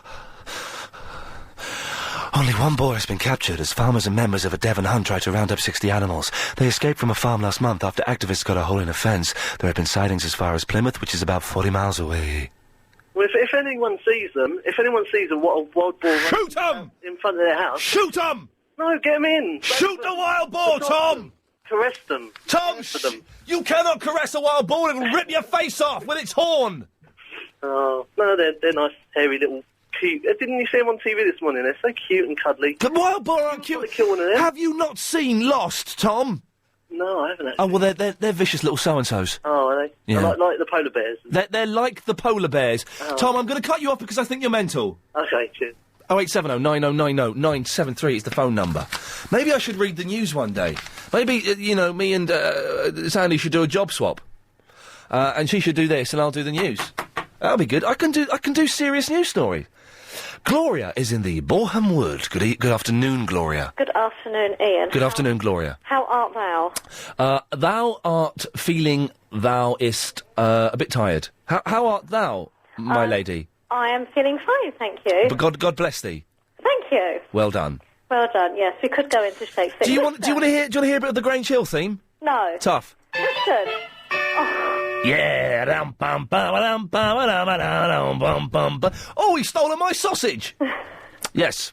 Listen, you... Just say no. Just say no. Just don't listen to anyone else. All you gotta do is be yourself. Finished? Yes. Thank you. I'm telling you off. Oh, why? Right, because you were a meanie beanie yesterday when you cut my mum off. She had such a brilliant story to tell you, and you cut her off. What? Remind me what she was banging on about, the silly old bat. Right. No, she's not a silly old bat. No, I'm talking about you. Oh, I'm less of the old. Okay. Well, you're over 40. Oh, bloody I'm not. Oh, yes, I am. I had a birthday. You're doing a Baldwin on me. Okay, Gloria, so despite doing a Baldwin, what was your mother talking about? Well, she was going to tell you about the time that she was in the local newspaper. Yes. Okay, and she was in the local newspaper because she kidnapped the then... Oh, I remember why I cut her off, Gloria. Pardon? I remember why I cut her off. Go on. It was really, really boring. No, you didn't give her a chance. I gave her more than enough chance to realise that I was bored. I was bored. You did. How can you be bored? I'm bored now. Okay. How can you be bored? Did you just say Be kidnapping the MP. Because it's boring. It's not boring. It's boring. It takes... Okay, you know what? What? If you think that it's boring... Yeah, I do. That must mean... Yep. Okay. Yep, go on, think of it. That you do not have the wisdom to open your mind and listen to other people. Right. The fact that you said that sentence means you haven't got a clue, have you? Yes, I have. You were struggling to come up with a sentence, Gloria, and bless you, I love you. I love you. I love you. You don't know me. You don't love me because you don't know me. Oh, it was a boring story. Yesterday, I let too many boring people get on, and I'm genuinely angry with myself that I did that. I think yesterday's show was awful. I should have been harsher. I should have cut her off even quicker. Okay, give me a clue then, Lee. Well, that's rude. That's right. OK, I'll tell you what, give me a clue. How do you think, in your opinion... Have you been sniffing glue, Gloria? You're calling me by my surname and you're rambling like a maniac. OK, sir. Ian will do. Listen. OK, how do you think, then, that I could be more interesting? I don't know. The voice is a problem, to be honest. The voice is definitely a problem. Yeah, I know. I hate my voice. Yeah, it's quite a dull voice. I know. I hate it. Well, you could work on the voice. You can make that sound a bit cool, a bit funky, a bit sexy. And you could just phone in and tell us more interesting stories. I really can't see what could beat kidnapping the local MP. I'm sorry. Well, we've had a man that hypnotises his wife. We've had people hypnotise... I tell you what, Gloria, I can see why you go down that road. Yeah. You dirty old man. It's psychology. OK, I'll tell you how you could make it more interesting, Gloria. You could try and sing it. Oh, no, listen, if you think my speaking voice is bad, you really don't want to hear my let's hear it. Let's hear it. Let's hear your singing voice. Absolutely not. Gloria? No. Gloria? No. Gloria? No. G-L-O-R-I-A, Gloria! G-L-O-R-I-A, Gloria! OK, you know what, Ian? Yes. OK, I'm going... G-L-O-R-I-A, Gloria! I'm being Van Morrison and Jim Morrison. I'm being Vin Morrison. God, I'll have to put the phone on my other ear because you just... G-L-O-R-I-A! Hello? Hello? Right, I'm going to go and carry on this very interesting conversation I was having with my husband. Bless you. What are you talking to your husband about? It's private. His privates? I know you get off on private. You were talking about his privates? Wives and the thing. Gloria, I'm gonna have to cut you off because I'm afraid you've just dragged this show into the gutter. I do not want to hear about your husband's privates. Shame on you for thinking that was a valid topic to be talking about. I'm Tony Robinson. Ever wondered... There's make mum a cup of tea. That's the instruction that is being ordered over the radio. Matthew Cady, make your mum a cup of tea. Perry! Hello there. Hello, Perry, how are you, sir? I'm fine, thank you. Excellent, what can I do for you? How long do we have to continue to listen to you being so rude to people? Until about 6:30, then it's the nightly news. Yeah, I think you know that idea about you changing jobs with Sandy and you doing the news, I think that would be far better for the listeners. Yes, it wouldn't be at all. Well, Perry, what's wrong with you? What's wrong with you, man? Why are you being such a fool? I think you're... Why are you being such a fool, Perry? You're such a bitter, old-fashioned old man. Get with the times, Grandad. Your act is wearing thin. Well, I tell you what. I know that Richard Bacon's on Capital. You could listen to that if you like R&B. Yeah, we all know he's there. Or you could go listen to Danny Baker on BBC London. LBC was above all of that, and you just dragged it down in the gutter with all the rest. Perry, listen to me. What you're doing is you're phoning up, you're being rude, and you're not listening. I'm not being rude. You are. You're not listening. You're not listening. The thing is, Perry, when the figures came out, the last time the figures came out, the whole station was down in listening figures, apart from Peter Dealey's show and my show. We both doubled our figures. So what that tells me, Perry, is you are wrong. I doubled the figures. I doubled the figures for that slot. I doubled the figures. What about the base core of LBC listeners? They're all dying, Perry. You're putting off by being rude Perry, to them. I'm not putting the base core off. They're dying. That's why they've got me in, to make it younger.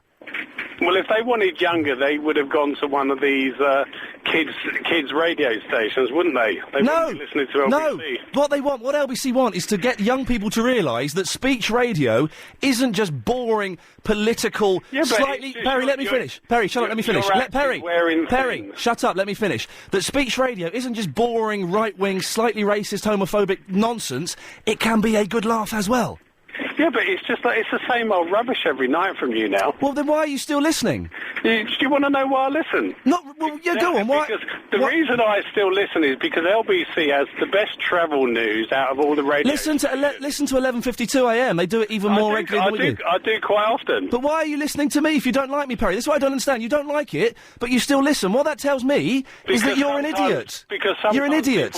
Sometimes people think that they give you another chance, but it's the same old thing night after night. Perry. Anyway, good night. Perry, he's going. He's gone! Yes! I won. Phone him back, Chris. I'm not having that. I'm not having him just go like that. Quick, phone him back. Bloody coward. You don't just phone him back. Get it, quickly. We got 40 seconds, quickly. Put him straight through. I'm not having that. Oh, that's exciting, isn't it? What a coward. This is what these people do. They phone up and then they hang up. Perry! Yes. Don't hang up like a big baby, for God's I'm sake. not being a big baby. I'm You just hung doing up. what you do to all those people who I phone don't. in and you Perry, hang on the phone on them. Listen, they phone you in hung to up. talk to you and you hung hang up on them. Oh, That's very he's such rude. an idiot. You hung up like a child, Perry. But you thought you'd No, be the but big... you don't like Perry. it when someone does it to I you. love it, Perry. You don't understand. I love it when someone does it to me because it means I win. Well, in that case, enjoy it for a second time. Bye-bye. What a dickhead. I love it. He still listens, though. He'll still be listening till 6:30. He'll still be listening tomorrow. Taking your call straight to air after the latest news. 3.5 hour, 3 till 6:30, Iain Lee Afternoon Wireless Show, formerly known as the 3 hour... OK, we'll get this. I love it. That's not fair on him playing that, bless him. He's a legend, and we're laughing a little bit. He's a good lad. It is the last half... It's the bonus half an hour. The bonus half an hour. Basically, I'm not getting paid for this. Chris isn't contracted to do it, so we're being a little bit lazy. By the way, I'm friends with them now. Oh, yeah, pleased to meet you, Ninja. So we're taking your calls straight to air. And also we've got a new thing that we're doing. We're asking you to send in little pre-produced, pre-recorded, whatever pieces that you put together that you think we might like to hear on the radio. That there are kind of no rules. We've had a lot of songs sent in, which is fine. We don't really want your sort of pop songs or anything like that. But if you've done like a little quirky thing, we've got a brilliant rap that we're going to play tomorrow from the Zombie Collective or something. I don't know I can't remember what they're called. From George A. Romero. I don't know who it's from. I can't remember. And we've got a couple of songs we're going to play today. But they can be anything. They can be little reports, they can be little comedy pieces, they can be bits of the show you've edited to make me sound like I'm saying rude stuff. Pretty much whatever you want. No more than 2 minutes and no swears in it. As simple as that. Got a really runny nose, sorry. I'm getting a cold. So you can email those, ian@lbc.co.uk, or you can send them on a CD. The address is on the LBC website. So we'll play one of those. We'll play the one from Sten, I think, before the news. We'll play that in a couple of minutes. But now we're taking your call straight to air. It's not exactly a Triple M. You can call in if you want to talk about fancying a relative or kissing your pet, or if you want to mess around like a fool. There is a 7-second delay, or maybe a 10-second, we're not sure. So don't do any swears, because we'll dump you and we'll blacklist you from the show, from the station. And try and have your radio switched off if you can. 0870 90 90 973. Let us go to line 1. You're on the air. Hello, line 1. Hello. Hello, you're on the air. Hello, this is Andy from the Crystal Palace. Hello, mate, what can I do for you? I just want to say, I've been listening to your show. I used to listen to. Of course you can. Right, I used to listen to Talk Sport. Yeah. When I discovered you. Yes. I want to say, you're fantastic. That Brilliant. guy Perry, what a fool. What's the matter with the fella? He's an idiot, wasn't he? Oh. And the thing is, as well, is I genuinely... first of all, I do like when people hang up on me, because I think it makes exciting radio. As a fan of radio, it's exciting. But also, he's not prepared to listen. Well, why just shout at me then hang up? And also... go and tune to another station. Exactly. Go somewhere else. Go somewhere else. Listen, Ian, all the time you're on LBC, I'm going to be listening to you. But... Yes. There's a but, dot. Go on. I also listen to James O'Brien. Is that okay? Do you know what? In the year of 2006, I'm going to extend the hand of... I like James O'Brien. He's a good lad. Yeah, he's all right. He's been wearing some... I found him first, and then I sort of, heard about you, and I thought, right, OK, I'll give this Ian Lee character. May I just say that James O'Brien's been wearing some very dodgy jumpers this year. I believe his nan may have knitted them for him. He's been really odd jumpers, combat trousers, and like a suit jacket. The jumpers got really long arms. Yeah, they have, yeah. Yeah, I think they're your jumpers, Ian. Oh, it's true. He may have stolen my jumpers. It's definitely possible. But no, me and the J to the O to the B. It is. Is it Nigel? It is Nigel. Chavy Vicky knows him. That's the voiceover fella. Line 3. You're on the radio. Is that me? Yes. Hello. Hello, Ian. Happy New Year. Hey, is that Syed? Yeah. Hello, mate. How are you? Happy Fine, New how are Year to you. Very, very well, thank you. Yeah. Can you tell these people who are nutcase, don't come on the radio, ruin other people's show as well, yeah? I was bloody listening him. You talking about Perry? Yeah. He was a nutcase. Idiot. Yeah. Well, I shall listen, nutcases, don't come on the show. Syed's bloody listening. Yeah. Excellent. Go off. Yes. Go and listen J.O.B. anyway. Hey! You're a good lad. Yeah. How was your Christmas and New Year? It was all right. Very quiet. It is what it is, isn't it, Syed? Mm-hmm. You get through it and you come out the... I'm glad things are back to normal. I don't like the disruption, to be honest. It's good. It's good to have everything back to normal again now. Today you have a brilliant show. Mate, you're very, very kind. Thank you very, very much. Should we play our first clip? This was sent in by Sten. I'm going to say nothing. We've given you free rein to do what you want. This is what he has decided to do. Swing low, sweet. He sent in a load, and that's the best quality one we could play. And the thing is, his mum is obviously in the next room. Or it's like 3 in the morning, because he's like doing that thing where he's got the mic really close to him, but he doesn't want anyone to hear. So he's sort of whispering it, and he's saying low. And I don't know if you heard what he did. He put my name in there. We also have We Will Rock You, and I think We Are the Champions as well to look forward to at a later date, if we can. Sten, my tongue is in my cheek. I thank you for that. But if you're listening, you can do better than that, can't you, London? You can make a better piece than that. Igor has done a piece which is cracking. We'll play that a little bit later on. Line 5, you're on the air. Is that me? It is! Lee? Ian, Lee? Yes. Hello. It's Melissa from Woodford, and I just wanted to say that this Perry guy is obviously a bit high-strung, and not just Perry, but all of the people like Perry that phone up. Perry's. Complain. Yes. It's a weird thing to do, isn't it? To I've been doing this for 3.5 months. I'm not going anywhere until the end of September. When my contract runs out, I may stay here.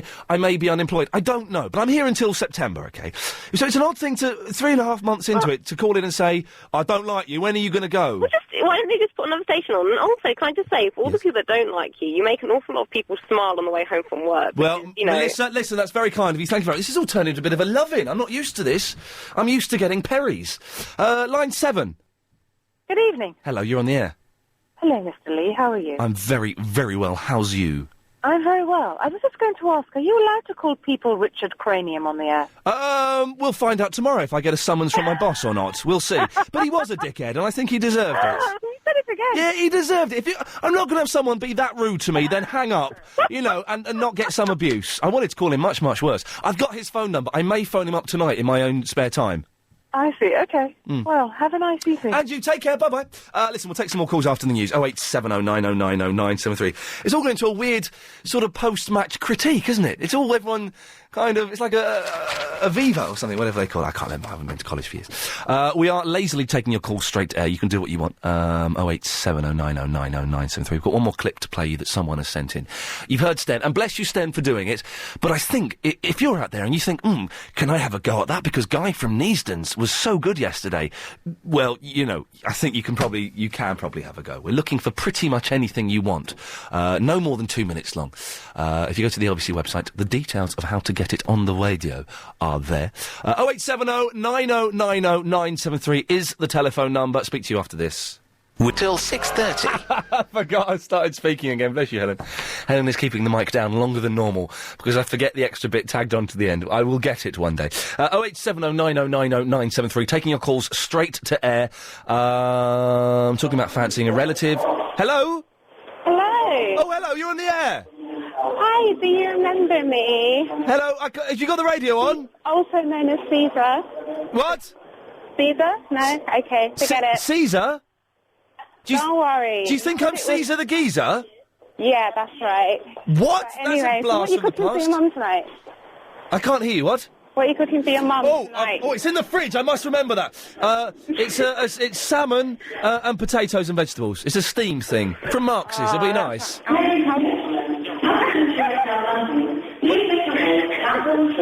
Using the up escalator on the Jubilee line. The doctors line rail services. And board the next available train to Bristol via Is that finished? Yes. Excellent. Did you get that? Yeah, we got most of it, yeah. Now that was avant-garde. Line 2, you're on the radio. Hello, Ian. Hello. Jackie from the Beckenham. Hello, Jackie. Hello, Ian. Yes. I tried to get through to you yesterday, but my battery ran low on my phone, so I couldn't get through. Oh, never mind. Yeah, never mind. Having a good stretch. And a cough. Yeah. Lovely. Yeah, I still haven't smoked, so... Oh, well done, Jackie. Good works. Yeah. Nice. Anyway, Yeah? that man that was on before the news... Perry? Yeah? Yes? He should get alive! Good advice. Darn good advice. It's weird, isn't it? I like this last half hour. I think this is going to become my favourite part of the show. Partly because it's quite dossy for us, but also we're getting some good stuff. Line 5, you're on the radio. Here we go. This is great. This is great.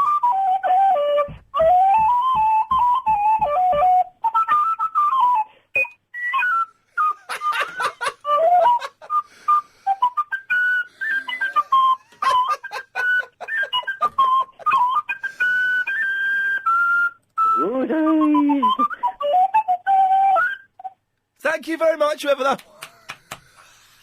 I do love it. I genuinely love this job. Should we take another one straight to air? Let's go to line 7, you're on the radio. Ian, it's Carl in the Tottenham. Where's my speech, man? It's the first week in January. Oh, the best man speech? Yeah, where is it? It's getting close. It's only March. No, you got 2 months yet, my friend. Yeah, I know, but you're putting me off and off and off, and then you're going to say you're not doing it, man. I am going to write your best man speech for you, like I said I would. So when are you going to do it? Well, it's... No, give me dates. And anyway, and one thing I want to say to you. Yes. First time I called you up, Yes. you said I sounded like Warren. You do. And I heard him yesterday. Yes. He's the campest man on the radio. Hey, Carl, if I were you... Carl, if I were you, I'd record you on the radio and have a listen. Oh, really? Is it that bad? Where's the... I thought it was Radio Gold. It kind of was Radio Gold, but in a camp, it's Camp Gold. Like Warren Gold. Listen, Carl, the speech is on its way. I promise you'll have it. I promise. Should we play Igor's thing? Again, okay, this is the second MP3 of the day. This is Igor Ango, as you know who phones in. He phoned in and played this live, but now he's done a kind of little bit of a reworking of it. This is his Beatles mashup. I love it. I love it. I love it. The man's a genius. The vocals are a little bit rough in the middle, but I love it. Excellent. Line 2, you're on the radio. Oh, it's a little bit too quiet. We can't quite hear you. Try and make it a bit louder next time. Line 5. By the way, I think what they were trying to do was probably this. Yeah. Line 5, you're on the radio. Hello. Hello, you're on the air. Oh, wow, finally. I can't believe how long I had to wait. I know. It's been ages. I know. I can't tell you. For that, I apologise. You forget about the weekend people, the people you know, that used to listen to you when you had your... No, they forget about me. They don't phone in anymore. Because they like Caroline Faraday. They've got jobs. Nonsense. No, you just don't answer your phone. That's the problem. Well, I don't. Agent Chris does, and for that, I'm going to slap his wrists. Well, yeah, I think you should. Yes. Totally. But I want to pledge my support, Perry is completely wrong. You know, you had a good argument. The whole idea is that you do fun radio, you know, for the young people, you know, so don't see that talk radio is only... I'm thinking of getting a posse up, going around Kerry's house and kicking his gate down. You coming with me? Absolutely. Let's go and kick a gate! Although, of course, we don't encourage or condone vandalism on this radio station. Line 6, you're on the radio. Come on, the Reds! Come on, the Blues! It's me singing a football song.